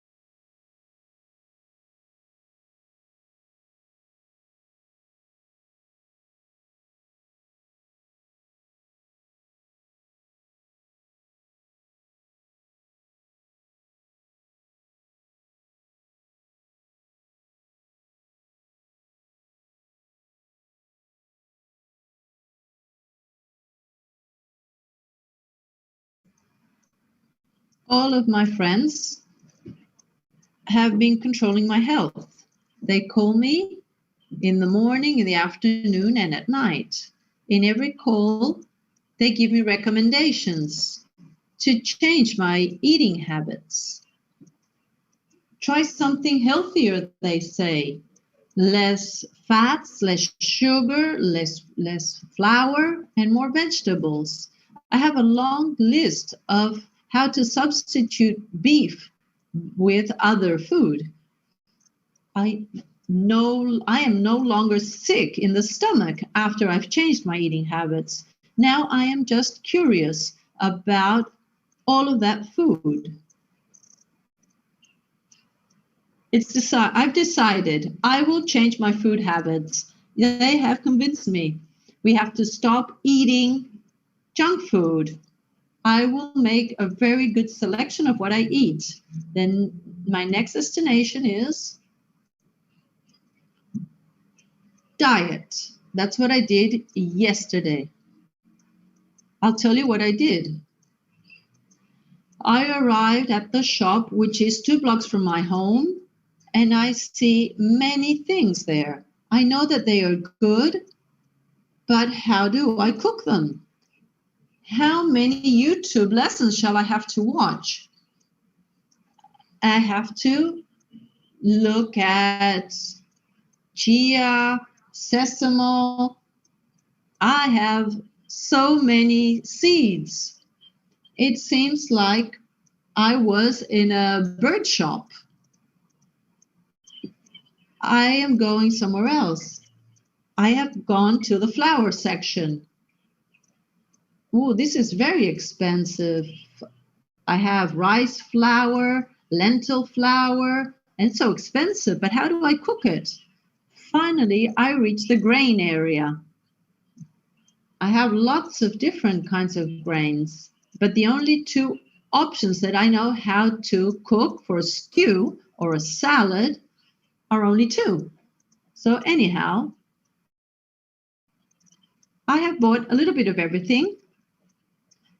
I don't have that much money to buy everything. So I have put all the products I have bought in my reusable shopping bag. And I was thinking about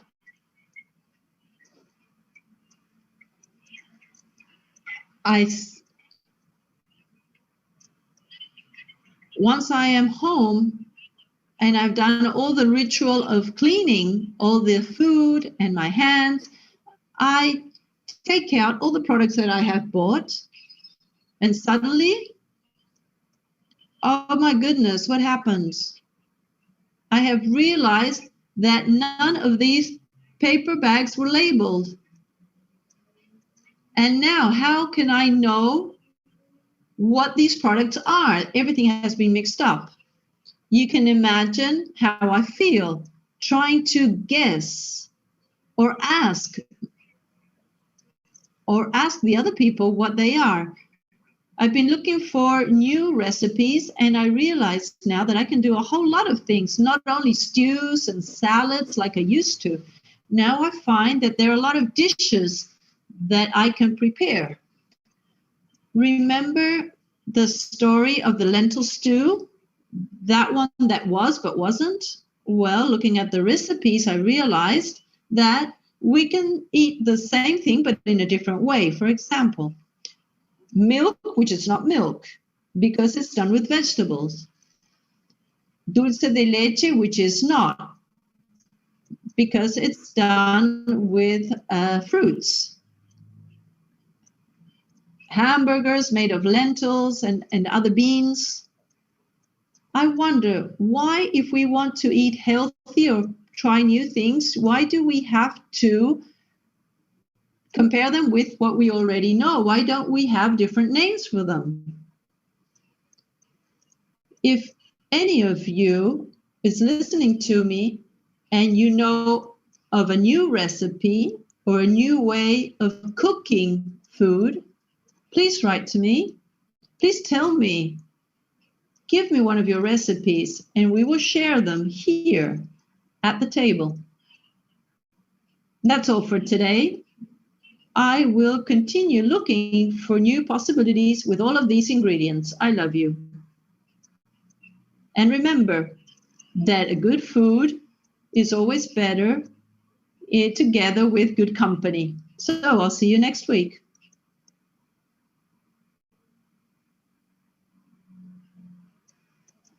I'm sorry for my confusion when I put on the video. This was the break that we were going to have. We heard Toti Fernandez. It was a podcast. We'll tell you a little bit more about this later, but now we are ready to start our next session, a dialogue table, where we will have Esteban Jovaki as the moderator.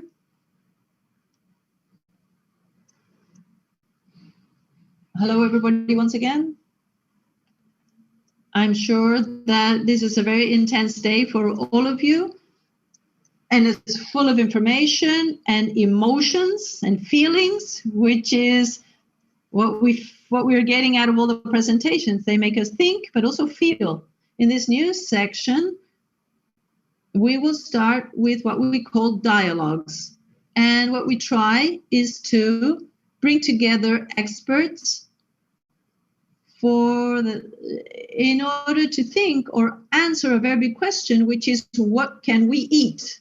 As Toti was saying, all of us are looking at what we can eat. But that question, what can we eat, can be seen in two ways.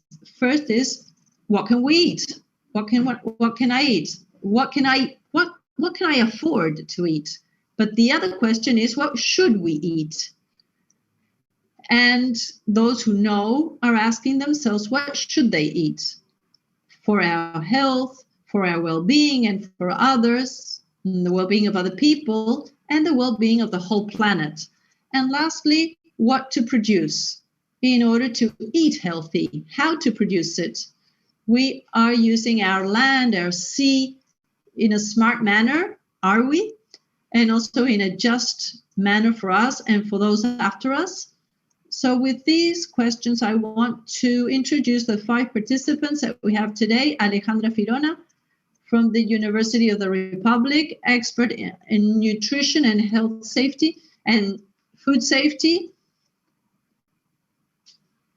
We also have Maria Losa Curuchet. She's from the National Institute of Food.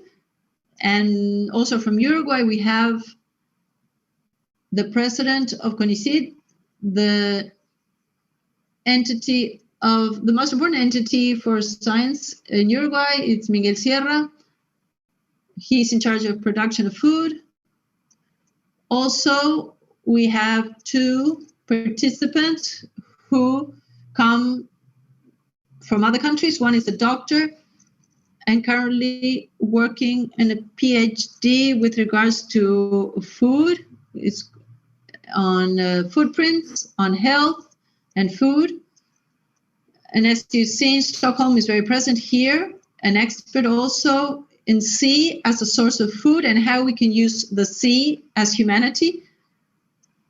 And now I propose that we start with Alejandra, then we'll continue with Ezequiel, then Miguel, then Guillermo, and finally Maria Rosa. She will be the last speaker. And then we will discuss all of these things. I ask you all to be quite brief, and afterwards we can continue. Go ahead, Alejandra. Okay, good morning to everybody. I don't know if you can hear me. I have some connection issues, but thank you for the invitation. Can you hear me okay?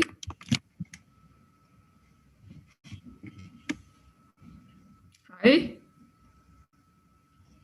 Okay, great. First of all, I wanted to thank. I have been listening for the whole morning, the different interventions. So this was really helpful to write down certain things that I consider important when we speak about food.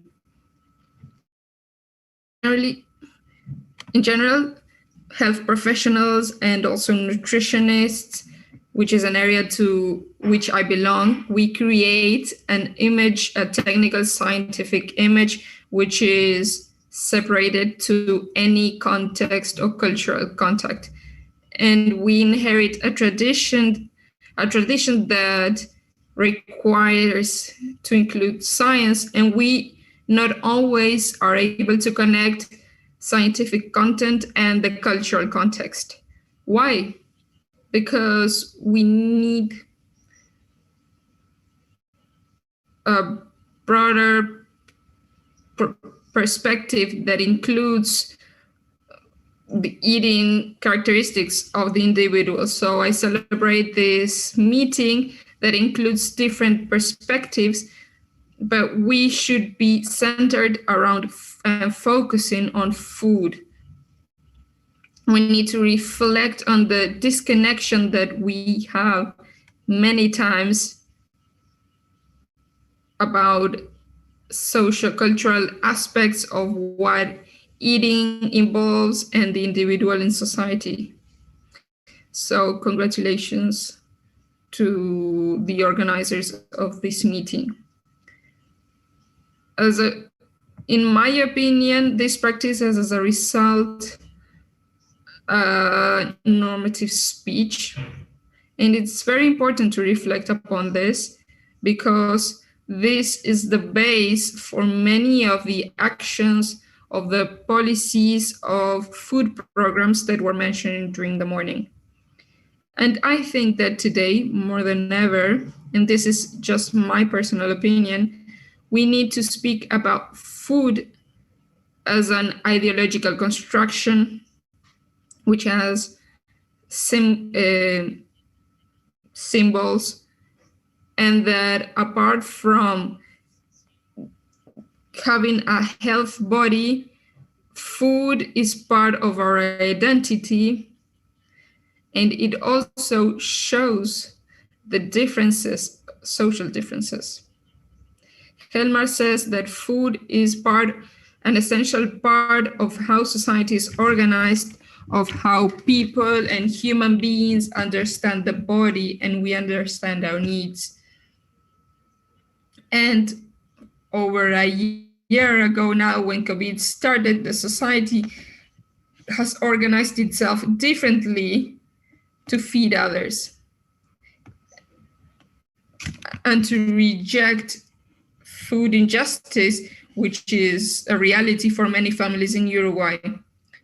Once we were advancing and we were achieving sufficient food for everybody, and when we are reaching the comfort, a couple of years ago, certain diseases such as obesity and overweight appeared. And when it seemed like we were able to start a path in which we were fighting malnutrition and hunger, then again, other factors appeared that make these goals under risk. And in such a contradictory world, food availability is sufficient to feed the whole population, sufficient for everybody to be able to eat, but nevertheless, we are going from food insecurity and hunger and an industry that proposes that we should superfeed ourselves in order to fulfill our food needs. So each time we need to choose or select food products, we have uncertainty. Individuals face a lot of uncertainties. So in these 5 minutes that are almost over, apart from saying truths, I have questions for you. Questions to continue to reflect as a closure, and so that we can continue working with this in the following days. These questions have to do with how do we do to decide what do we eat in the midst of this dilemma. How can a family feed themselves with budget limits, with time limits, and on the other hand, comply with all the regulations, social regulations that are related to eating? How can we decodify all the information that is around us, which is a lot of information and is sometimes misleading regarding food, and how do we reinterpret or we translate this to healthy eating decisions. And lastly, I think it's very important to think that in this society, which is in this capitalistic society, which has a food system that has mistakes that might have led us to failure, in which one of its characteristics is the diversity in the speeches to justify any decision. In this context, how can we do to ensure the right to eating patterns that are appropriate to everybody without ignoring that hunger is a function?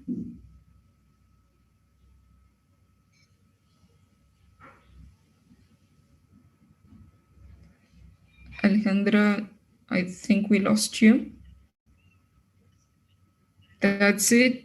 Thank you very much. I hope that I complied with the 5 minutes that I had. Thank you, Alejandra. Before we continue with our next speaker, remember that for Slido, it's SLIDO. Use the number 05260 and write your questions there. Those questions are very important for us for the discussions that we will have later on.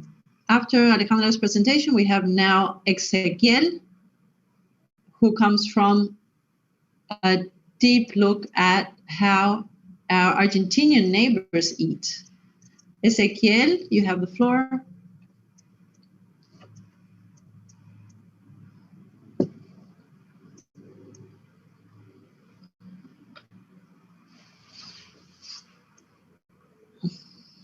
Go ahead, Ezequiel. Okay, if we can, Ezequiel's not here, so we will move on to the next speaker. Ezequiel, are you back? Perfecto, ¿me escuchan ahí? Perfecto. Okay, go ahead. Buenísimo. We can hear you. Estaba deshabilitado, me habían bañado, me habían censurado desde la comisión directiva de este evento. Pero el pueblo pidió que pueda hablar. The people have asked me to speak. Bueno, ¿qué tal? Buenos días a todos, a todas. Good morning, La verdad que para everybody. mí es un placer It's a gigante pleasure poder for participar de me este evento. Que to participate para mí es in una this sorpresa, event. porque It's estoy a en proceso de surprise for redacción de tesis me doctoral, así que estoy extremadamente desconectado de todo lo que está pasando alrededor because I'm mío. completely disconnected with everything that's happening around Me llevó me. de sopetón. And thanks No to pude investigar Esteban's mucho que se trataba invitation, de esto, y I cuando am vine, here, but I didn't have much time ¡qué to do my sorpresa! research. La verdad que me puso muy contento la temática. I'm very y todo lo happy que to estamos talk about conversando en la mañana de hoy. Así que, bueno, everything quiero that's been agradecer un discussed montón today. a So Esteban thank y a you todo el very equipo de much, SARAS Esteban, por and all of este SARAS evento team hermoso que están haciendo. for this beautiful event that we are holding. Bueno, voy a compartir mi pantalla. I'm going to share my screen. Estoy deshabilitado de vuelta. Si me pueden ayudar, dar una mano a que pueda. Could you please help me to share my screen?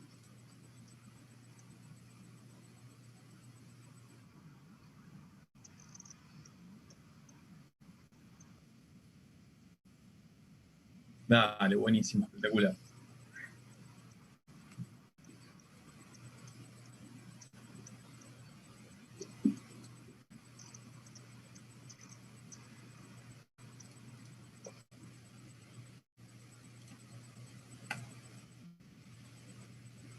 Ahí va.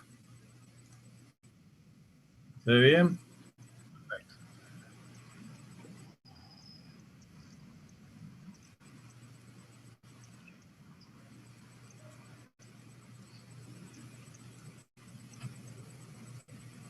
Buenísimo.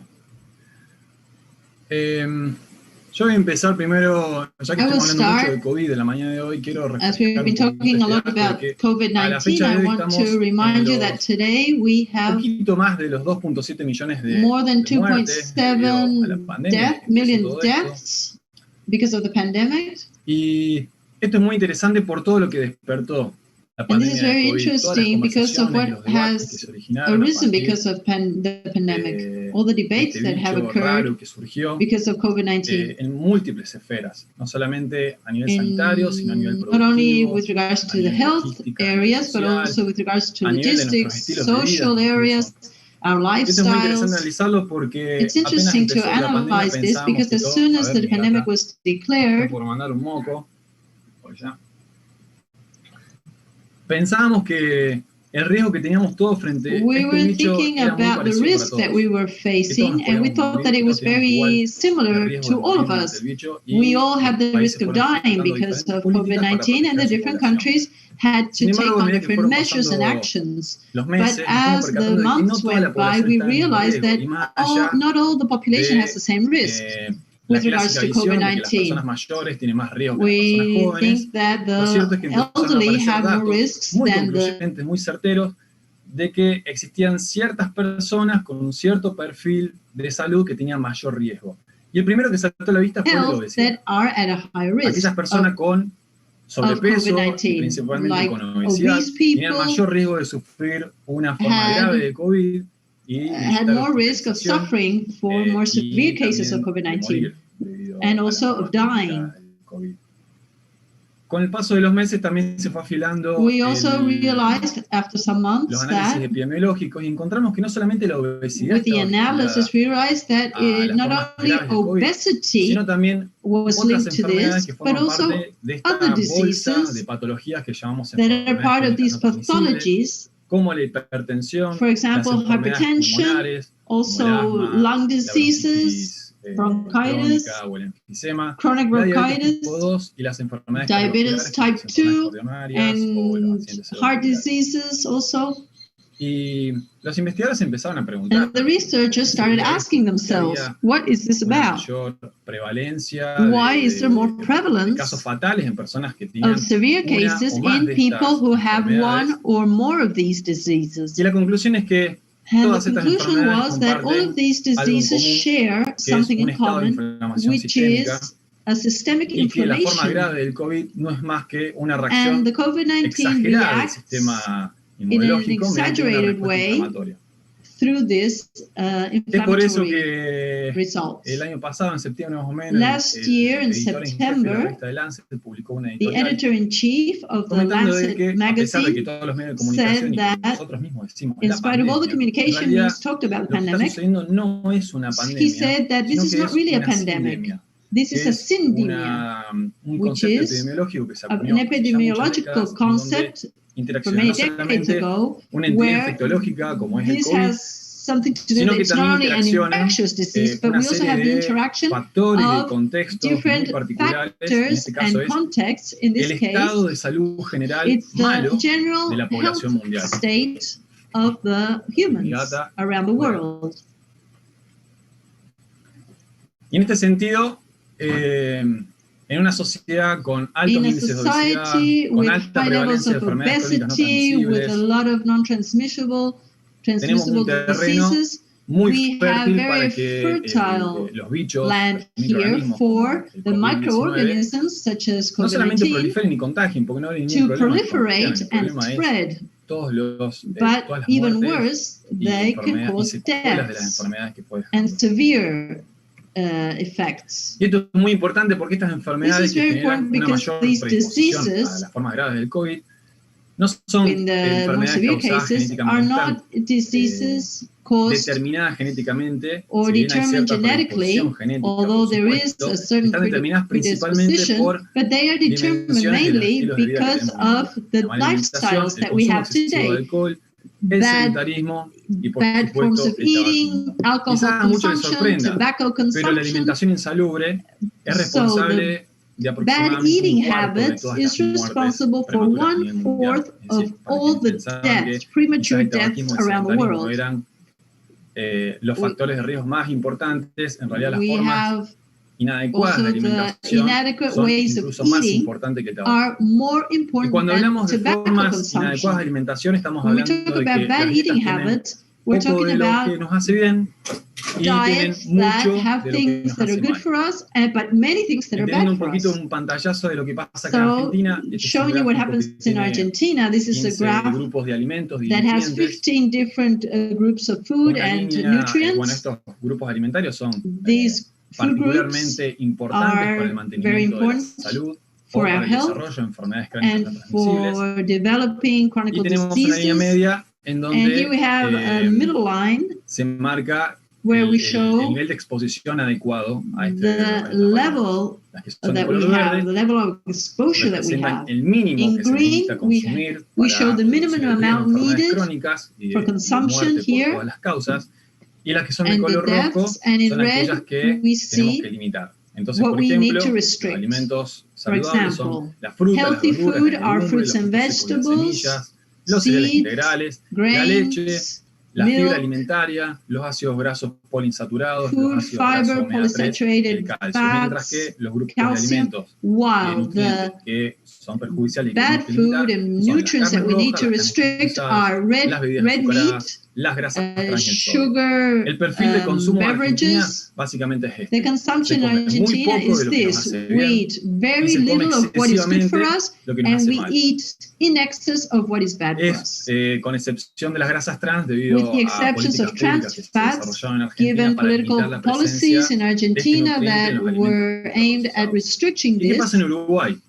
What happens in Uruguay? Yo creo que nadie se sorprendería Nobody will be de surprised pensar to de que el see perfil de consumo de that alimentos en Uruguay the es muy consumption similar al de profile of Argentina. Uruguay is very De similar to hecho, that of tenemos Argentina. perfiles sanitarios In muy fact, similares. we have Una very alta prevalencia de similar obesidad en adultos y sanitary niños y conditions. We adolescentes. have high levels of Esto no obesity nos also. debería llamar la atención de que la This calidad shouldn't de la dieta surprise us de because los our países del Cono Sur, diets in the de southern Argentina, Uruguay y de Chile, countries, son Argentina, las Uruguay, peores de toda Chile, la región. are the worst in all the Pueden ver, region.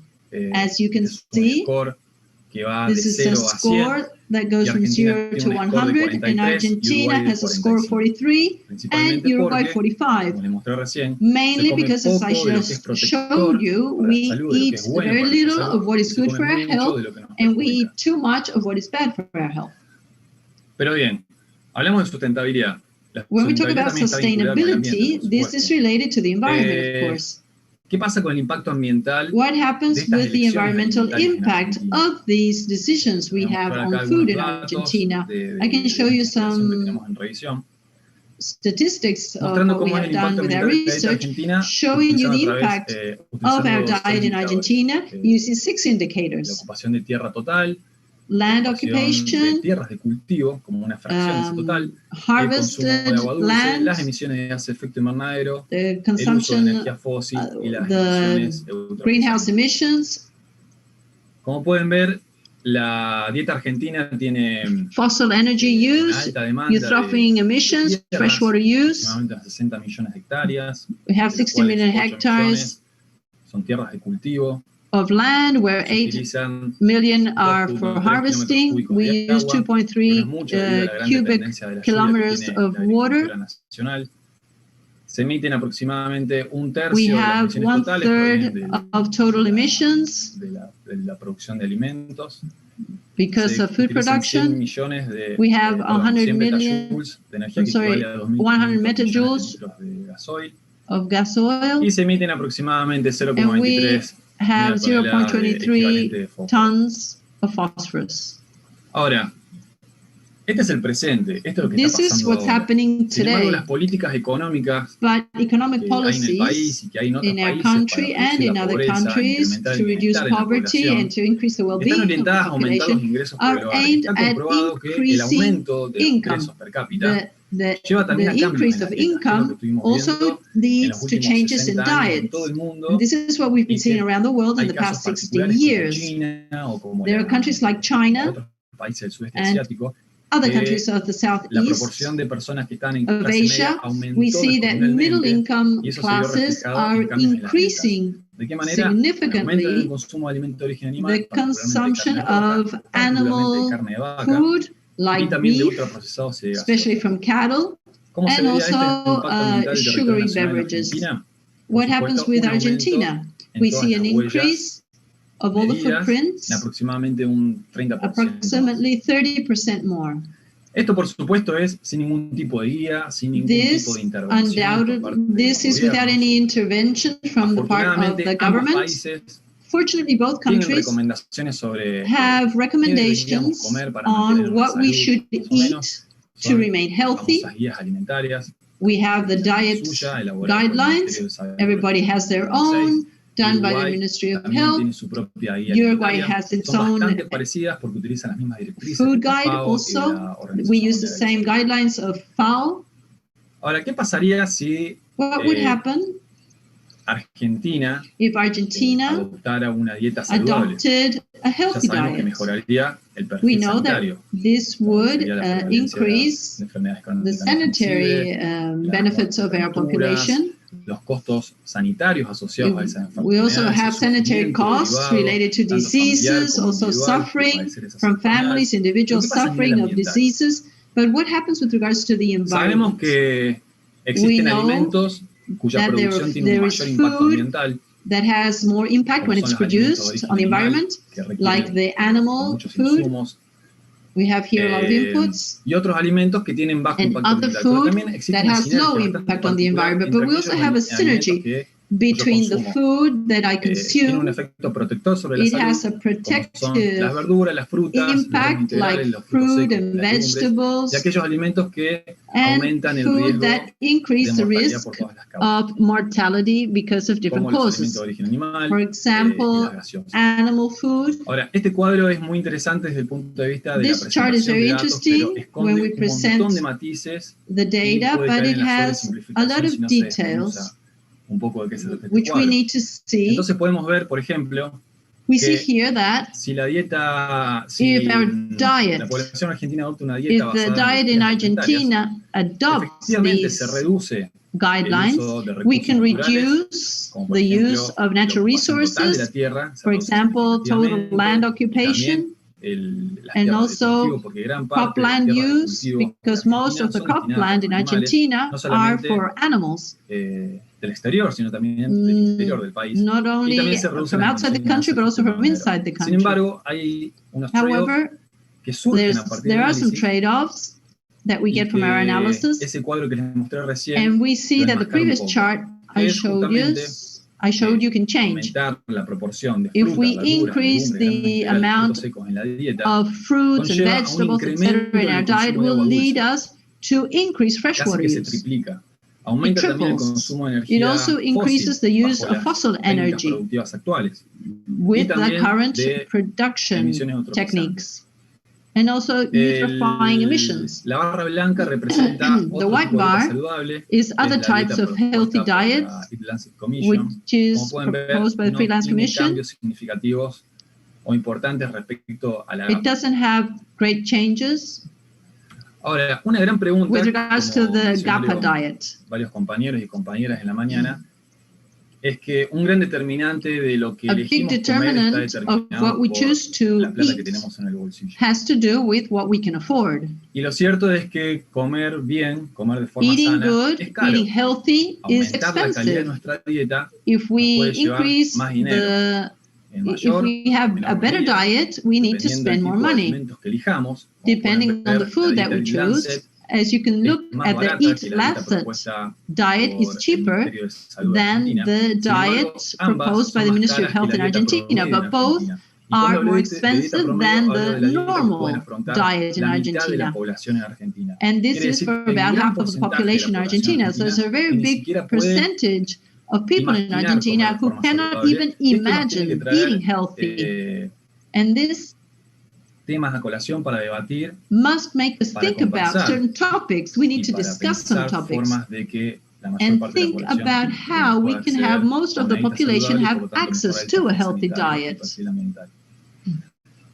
Ahora, incluso si resolviésemos el problema de la plata, if we can solve the issue of the economy, we also have to talk about availability. En Argentina no solamente faltan cosas buenas en la mesa, sino que también faltan cosas buenas we not only lack good food, but also also que el sistema agroalimentario argentino no da abasto the agriculture in Argentina is not enough proveer alimentos en cantidad to provide suficiente para que la enough población food argentina for the population in Argentina to adopt a healthy diet. What I mean essentially is the items such as fruits and vegetables, dried fruits, fish, and vegetables. 95% of our vegetables are exported. So we have very little in the local market, and it's very expensive. This is something we need to keep in mind. As conclusions, I would say that our current diets are not healthy and they are unsustainable. The adoption of healthy diets is essential in order to reduce the prevalence of ECNT and our dependency on medicine and UTI, and to prevent ourselves against other pandemics in the future. We can also reduce the demand of land with the greenhouse emissions, but it can also increase the demand of fresh water and fossil energy. And something which is very important is that half of the population cannot afford to have a healthy diet, and the food system does not provide enough food. Thank you.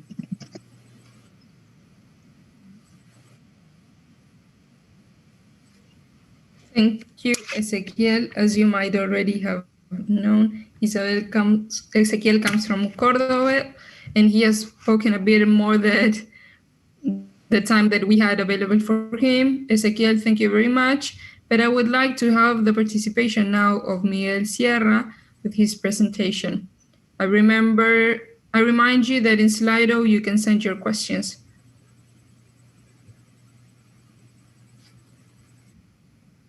Miguel, go ahead.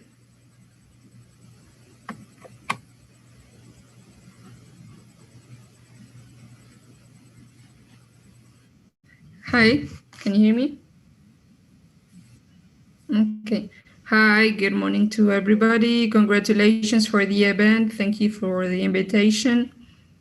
I think I was listening to the presentations and knowing SARA's profile. I think that the most important thing is to highlight seeing food through the perspective of the complexity. In this presentation, we can see it permanently that we have the need to interconnect food as an economic, cultural, and social event, and that very few times we give the space and the analysis needed, which is essential. As some of you have mentioned in your previous presentations, we consider the food system as broken due to different reasons. One is nutritional issues. The current food system is producing over 1 million people with obesity and nutrition problems, and this is showing us that the system is not working correctly. It creates 1/3 of the disposal. 1/3 of it is disposed, is creating problems on natural resources, greenhouse effect gases, also corporation concentrations in supermarkets. And also those are signs of problems on our own food system. Therefore, this is a subject which is a challenge for everybody, how to improve a system that is showing us that has severe sustainability problems and equity problems and justice problems, because there is a lack of accessibility to certain food products, and this has to do with the income of people. Not only have food availability, but also accessibility. Sometimes people say that we need more food, but it is approved that our food production is sufficient to feed the world population. But what we need to question is accessibility and the ability of people in certain continents to access that food products. In the case of countries such as Uruguay and Argentina, but specifically Uruguay, the challenge is to produce products, food products, and also richness. If we think about sectors that can reactivate economy, we think about the food sector, which is essential, and we are putting pressure on this sector far from what is sustainable. And we are taking our production system to unsustainable products. This challenge of producing food, but also richness, makes us be extremely careful, and those of us who are involved in this sector are talking about agroecological transitions, producing in a more sustainable way, respecting biodiversity, and all that you already know about reducing application of synthetic products to restore natural areas, to protect natural resources, to promote habitat diversity, to facilitate the participation of producers, to encourage knowledge exchange, both in producers, people who work in rural areas.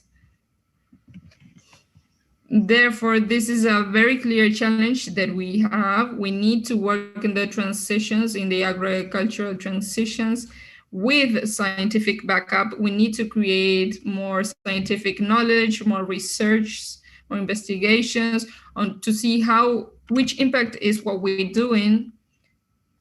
The impact that and the last concept that I want to speak about is the One Health.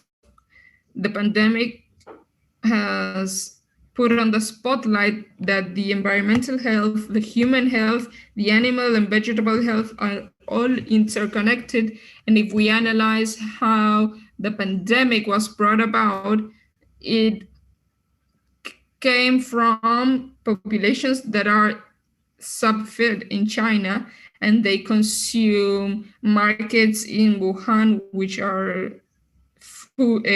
wild animals that had resistance to the virus, and the use of treatments that are creating resistance that are transferred from one species to another species and lead to this pandemic. Therefore, this, which was abstract in the past, is now a reality, and we understand that this is a reality that is here to stay, and is a good trigger to think about the things in a more integral way and not as fragmented as we did in the past. So that's it for me. Thank you very much, Miguel. If Guillermo is there, Guillermo Tuno from Stockholm, I would like to listen to your perspective that I think will have to do with the ocean. Can you hear me? Thank you very much to SARAS community for the invitation, and good afternoon from Stockholm. As I'm new to this community, I will ask you to apologize. I want to apologize if maybe my language is not the most appropriate, but I wanted to share my perspective as a scientist from an academic institution, which is in charge of interacting with the fishing community. I wanted to start by reflecting on a report of a report that, can you hear me?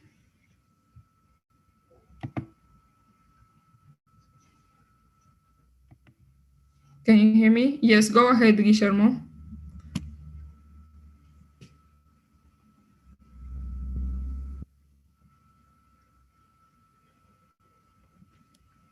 Okay.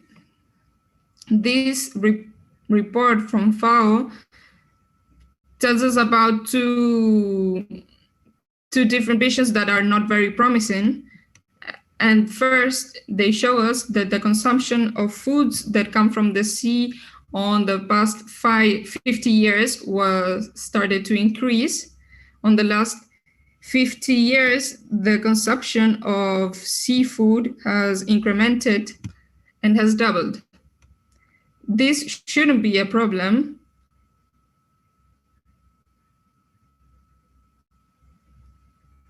this report from FAO also shows us a result that goes on the opposite direction. This report from FAO that is published every 2 years shows us a population that is depending on seafood more and more, and over-exploitation that won't allow us to feed the growing population. We depend from the seafood not only for protein, but also due to the micronutrients which are essential for human health. And the problem that we have from a governance point of view is that these products have international problems, because they do not only belong to the borders of our country, but are shared between countries, and therefore are also part of the international waters also. And this is a problem of how we deal with this internationally, because, for example, the European or Asian fleets, which are the most big ones, have problems. And this might lead to over-exploitation. On the last 70 years, we've seen that the international community is trying to deal with this, with the commercial fishing, and try to deal with this and these stocks. The regional organization of fishing, the nature of how decisions are taken allows to block the process of sustainable processes, and there's lack of independent information. We do not have access to this type of information. Another problem and another challenge that affects the Atlantic, for example, the seas of Uruguay, Argentina, and Brazil, is that after 70 years, these waters do not have an organization. And this allows international fleets, such as Spanish fleets,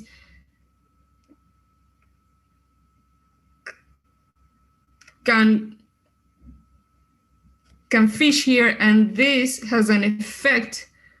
There is no regulation for this, and this will not be solved only among governments. They need the civil society to be involved. And also the collaboration between academic institutions and the industry. I am part of an initiative in Stockholm of SIBOS. The translation of this is a bit difficult, but I wanted to explain you that this is a collaboration that has been going on for almost 5 years now among researchers of universities such as Stanford and Stockholm, and with the 15 biggest fishing companies of the world. And this is very important because we are failing in the implementation of this legislation. What we're trying to do is, if the big fishes or the big companies can change their behavior and they can take a lead on sustainable fishing, they might produce a domino effect to change the standards or increase sustainable standards in reducing disposal and waste, which we've seen that in these past decades, the governmental organizations were not able to bring about this so much needed change. So simply, I wanted to reflect on the importance of thinking outside the box of the most traditional actors, and to integrate the academia, the industry, the governments, the society, to try to help each other, because the production of seafood currently is not looking very promising in a population that will be very high in 2050. And so that is, I'm sorry for what I said before, and I will answer any question you might have. Thank you, Guillermo. Thank you for your words. And now we have our last presentation for today. Maria Cruchet. Are you there, Maria?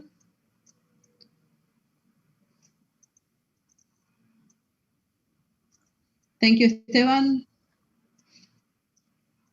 I fully share everything that has been said with regards to this very difficult topic. Clearly, we all agree,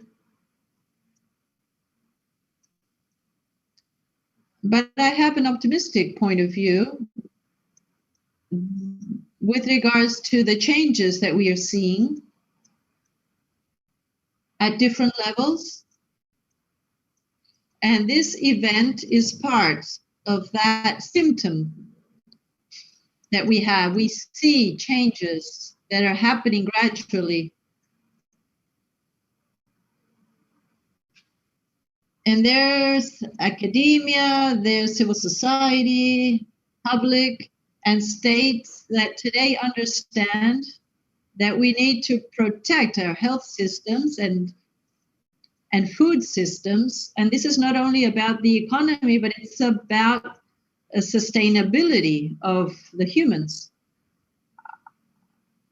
I believe that in this process of changes, our contribution, as was said at the beginning of the event, we are change. And we are working very hard to trying to tell very young people, every day younger, about food, about its origins, how to work with food. I know that this is not enough, but a lot of work is being done already with young generations, trying to raise awareness as to food at very young ages. We have to look at excess fat. We know in Uruguay that our school children consume 3 kilograms of sugar every month. Those are excessive amounts, and that explains why we have so many problems. We also need to protect our cultures, our food cultures. We need to strengthen short circuits. We need to strengthen neighboring shops, trying to have fresh food. And this is all about the changes that we need to improve our health systems. And we also need to empower the consumers to make decisions with more information. If we invest in education and promoting the culture, we can create an identity with regards to flavors, senses, and food. We need to follow these lines. We need to work along these lines to have more significance to our food. There we are placing the responsibility of people's decisions, but we also need to have regulatory frameworks. And for that, we need to understand the need to foster regulatory actions to improve the environments of food. And Argentina today has a draft bill. Uruguay is also having difficulties implementing its labeling, informing the population of, informing the consumers of excess fat and other problems they may have with the food.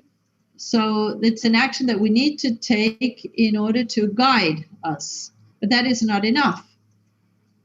We also need to work and do a lot of research on the need to implement measures and actions that regulate publicity, advertising, and the access that consumers have towards advertising that may be confusing, especially aimed at young people and teenagers. Many times it's we're talking about food that has excess fat, excess sugar, and we need to guide them, because otherwise the consumers start to create their own food habits based on these industrialized products that every day are more.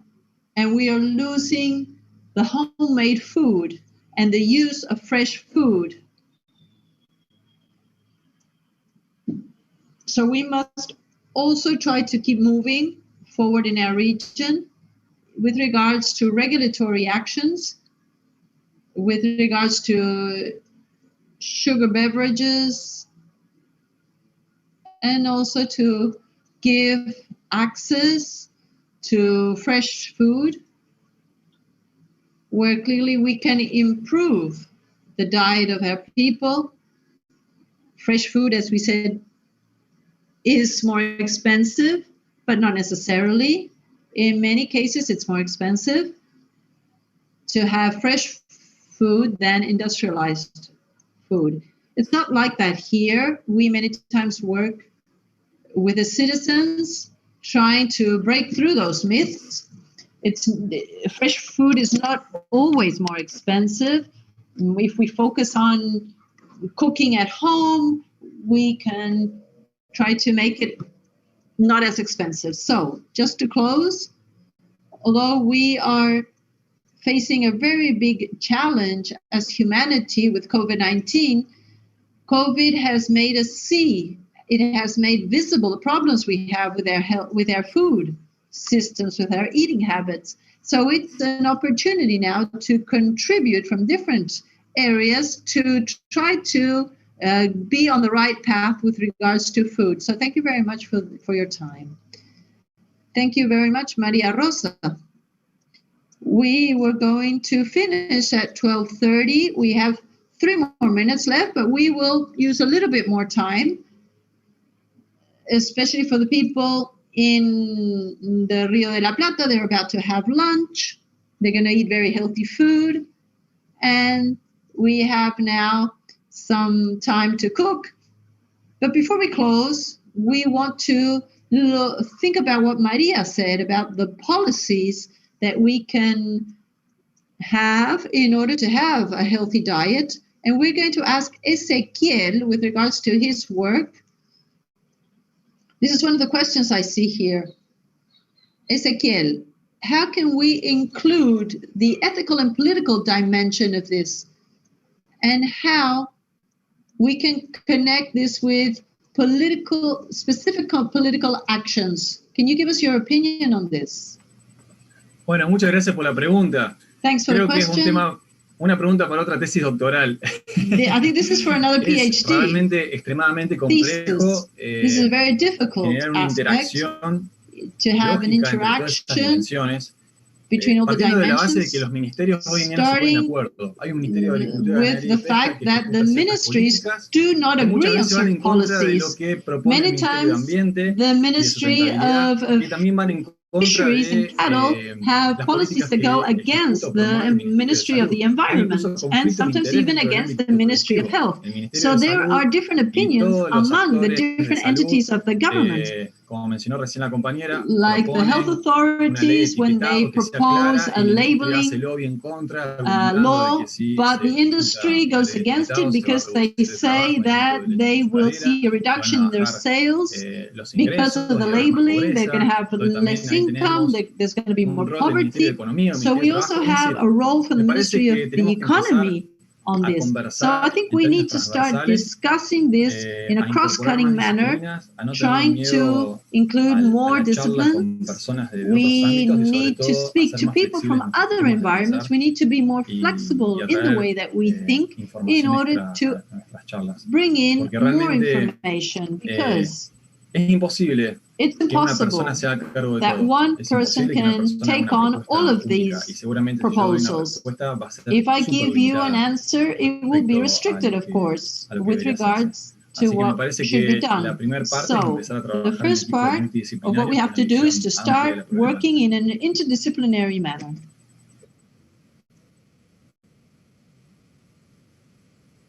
This has to do with a lot of the comments that we received which taxes are we going to charge, how we are going to create policies that improve the health and eating habits of the population.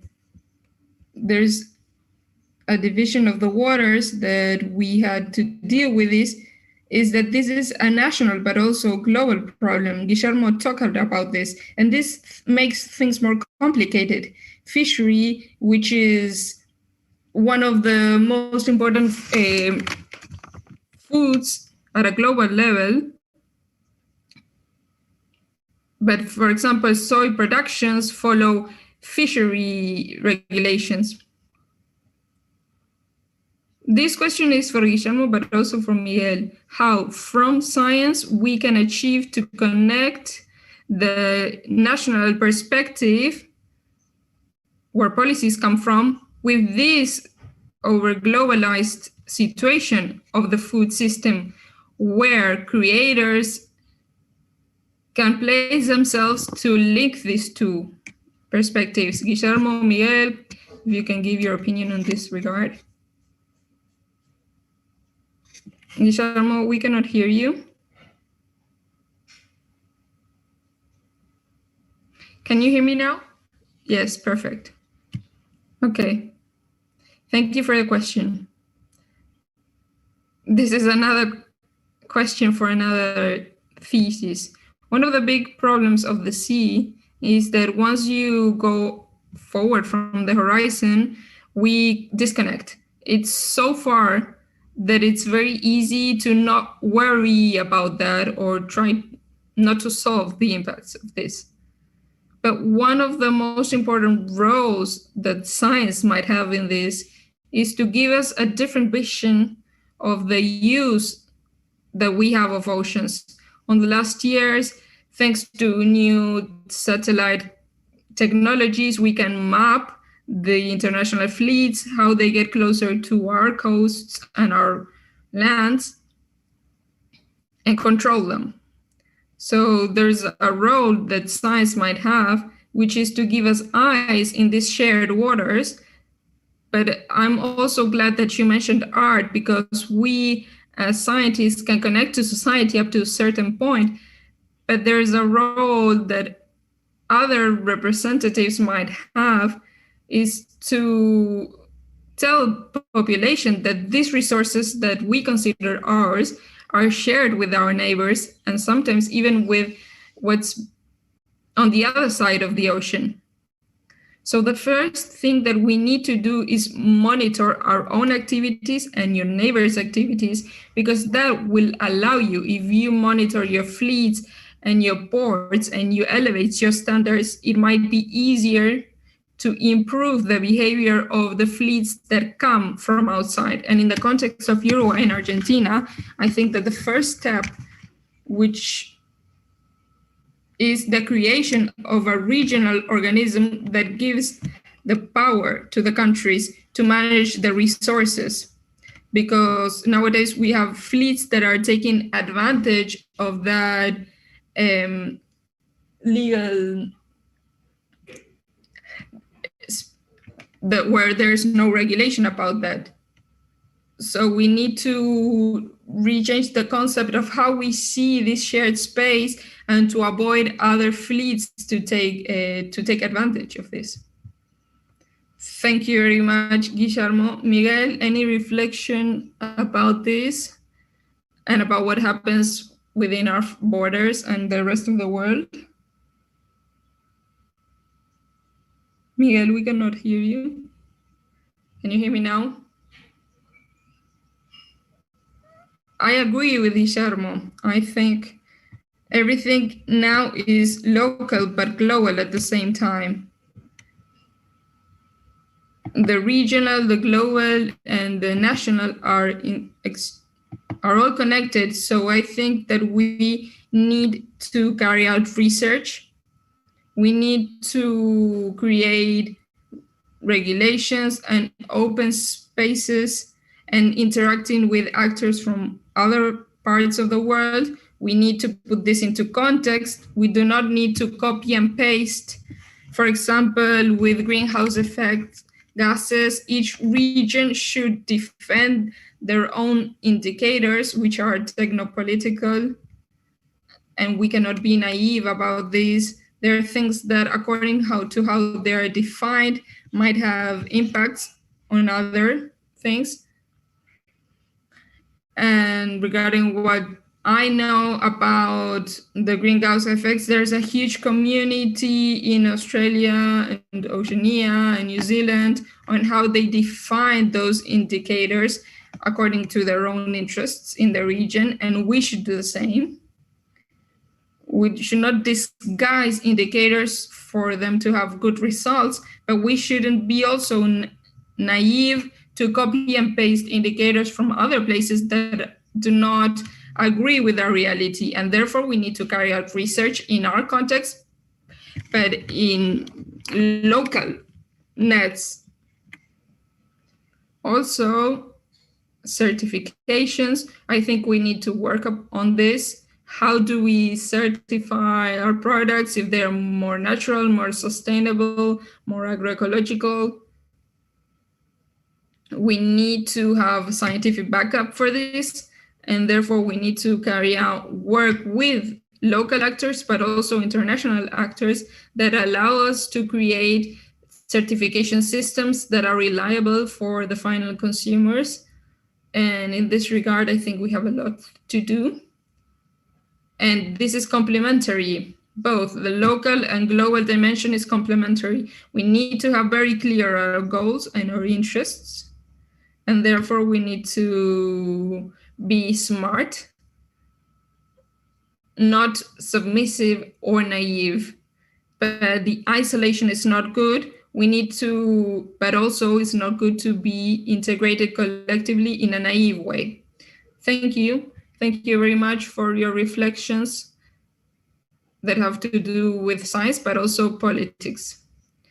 Another question, which is for Maria Rosa and for Alejandra. When we speak about healthy diets, do we have those yo-yo effects that we go from one extreme to the other one?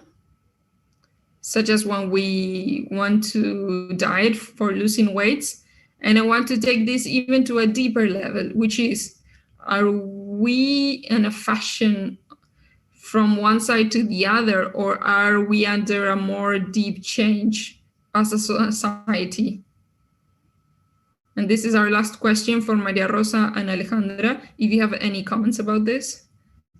Okay, Ale, should I start? Okay. I think that we are under a cultural change regarding how we face and how we value food. Clearly, that cultural change is still a minority. It's not general for the whole population, but we need to work to spread this. And this is the question of linking or connecting with food in a broader way. We not only eat to nourish ourselves, but we eat due to traditions, cultures, what we have in our environment, and we need to work on giving value to this. But what we are seeing is that when we expose ourselves to experiences which are linked to cooking, we spread this and we want to eat homemade food and healthy food. I think this is our great goal if we are looking towards a sustainable, healthy way of life, is eating more real food, eating in fresh produce, looking at seasons, diversity of foods, traditions, flavors, smells, which are of our region and of our context. This is our main goal, the ultimate goal.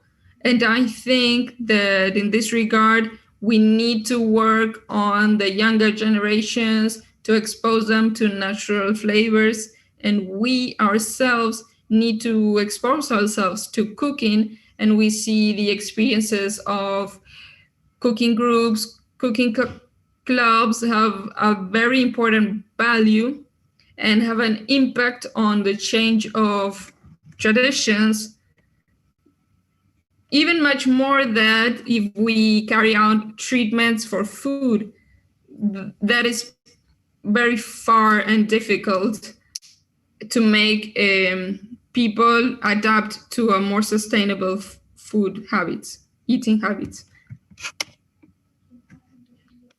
Okay. I wanted to add to what Maria just said. I think that we need to think on a more globalized world, where food does not escape this reality. And I think people, when they have to decide, they have so much information, unethical information, so it's very difficult. If we add the big problems that we have in Latin America, of poverty, exclusion, I think the word that I repeated the most is complexity. And I think it's extremely important when we speak about food, because we should speak about food. People do not choose fats, carbohydrates, proteins, they choose food. So I think it's essential to have social dialogue, to understand which are the social representations regarding food and feeding. If we do not understand which is what happens behind each election, each decision, taking into account the different factors that are involved, if we do not start thinking about multidisciplines, it's going to be extremely difficult to achieve any change. I'm less optimistic than Maria Rosa. I think there are changes happening, but they're very slow. And I think the fight against obesity and overweight is a battle that we've lost in the world, that it's proven that education is not enough to achieve changes. So I think we need more knowledge on the eating behaviors, the representations, the meanings that have to do with eating. And I also think it's essential, the cycle of life, when we think on eating habits, we need to think about this on the cycle of life, in which we need to bet on the childhood. I think that is our path. And in countries, specifically Uruguay, where the investment for research and investigation in topics regarding food, nutrition is minimum. We as researchers have a very hard time to carry out investigations of this matter. So I think that the country must invest a lot more to achieve changes. I think that these are keywords to invest in investigation. The inequality is something that is affecting Uruguay. Access to food, accessibility to food, and this was worsened by COVID. So I think these are some of the items we should reflect on these days.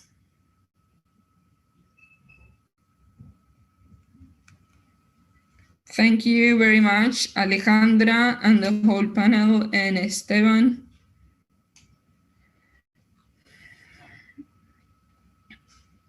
Yes, my connection is having issues. Thank you. I just wanted to thank Miguel, Ezequiel, Maria Rosa, Alejandra, and Guillermo. It was very interesting to be able to share this session. And as a last reflection, it seemed that we are leaning towards love and not fear, and trying to achieve these transformations. Silvana, we are ready to close today.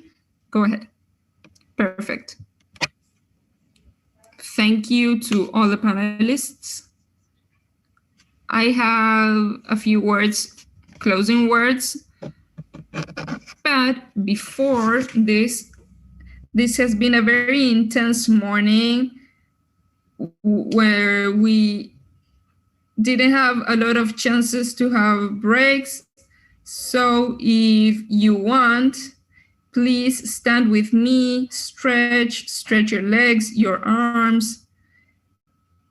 And now we are ready for some final reminders. I will share my screen now.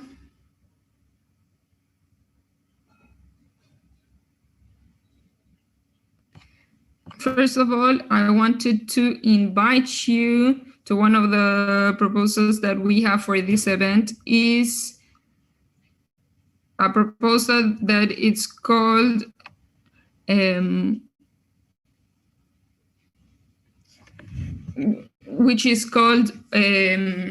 Receipts on the Table. That is a part of a university from a study from the Wisconsin University. And this is going to happen tomorrow, and we're going to cook and share. It's an invitation to share our tables virtually, since we are not able to do it as we would normally do it. And the proposal is that for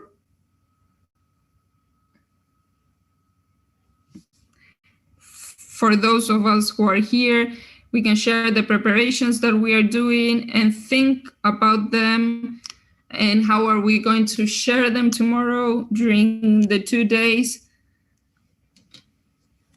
Maybe we can take pictures to what we are preparing and share it on social media with a hashtag that we have.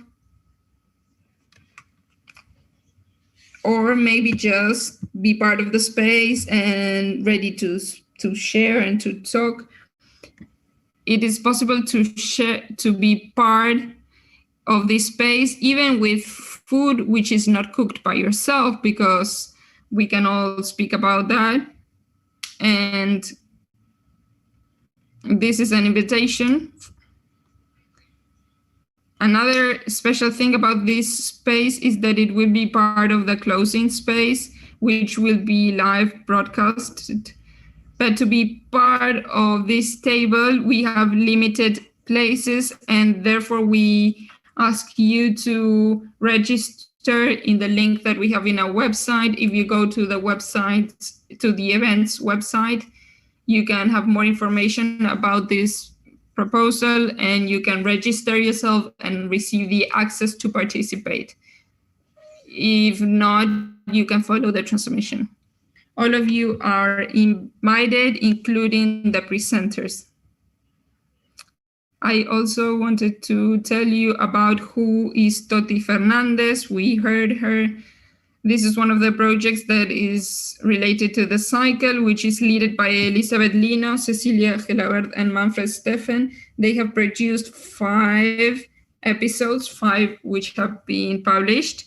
You can access them on social media on the links that you see on the screen, and you can know about the project in our gallery section of the website. You will have access to these links and access to listen to other episodes. And as you might have noticed, this is not a different approach, since it's an artistic approach in which Toti speaks about her dilemmas related to how and what to eat in this context, reflecting on the perspective of the consumer.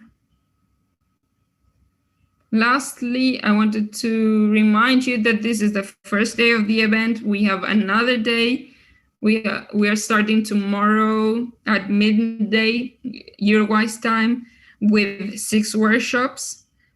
The workshops, you need to register to have access. You can register with the links of the website. Each of them has a different idea. We have workshops and conversation spaces, and they are all related to the projects that are happening during this cycle. We also have another ones that will continue in this whole cycle.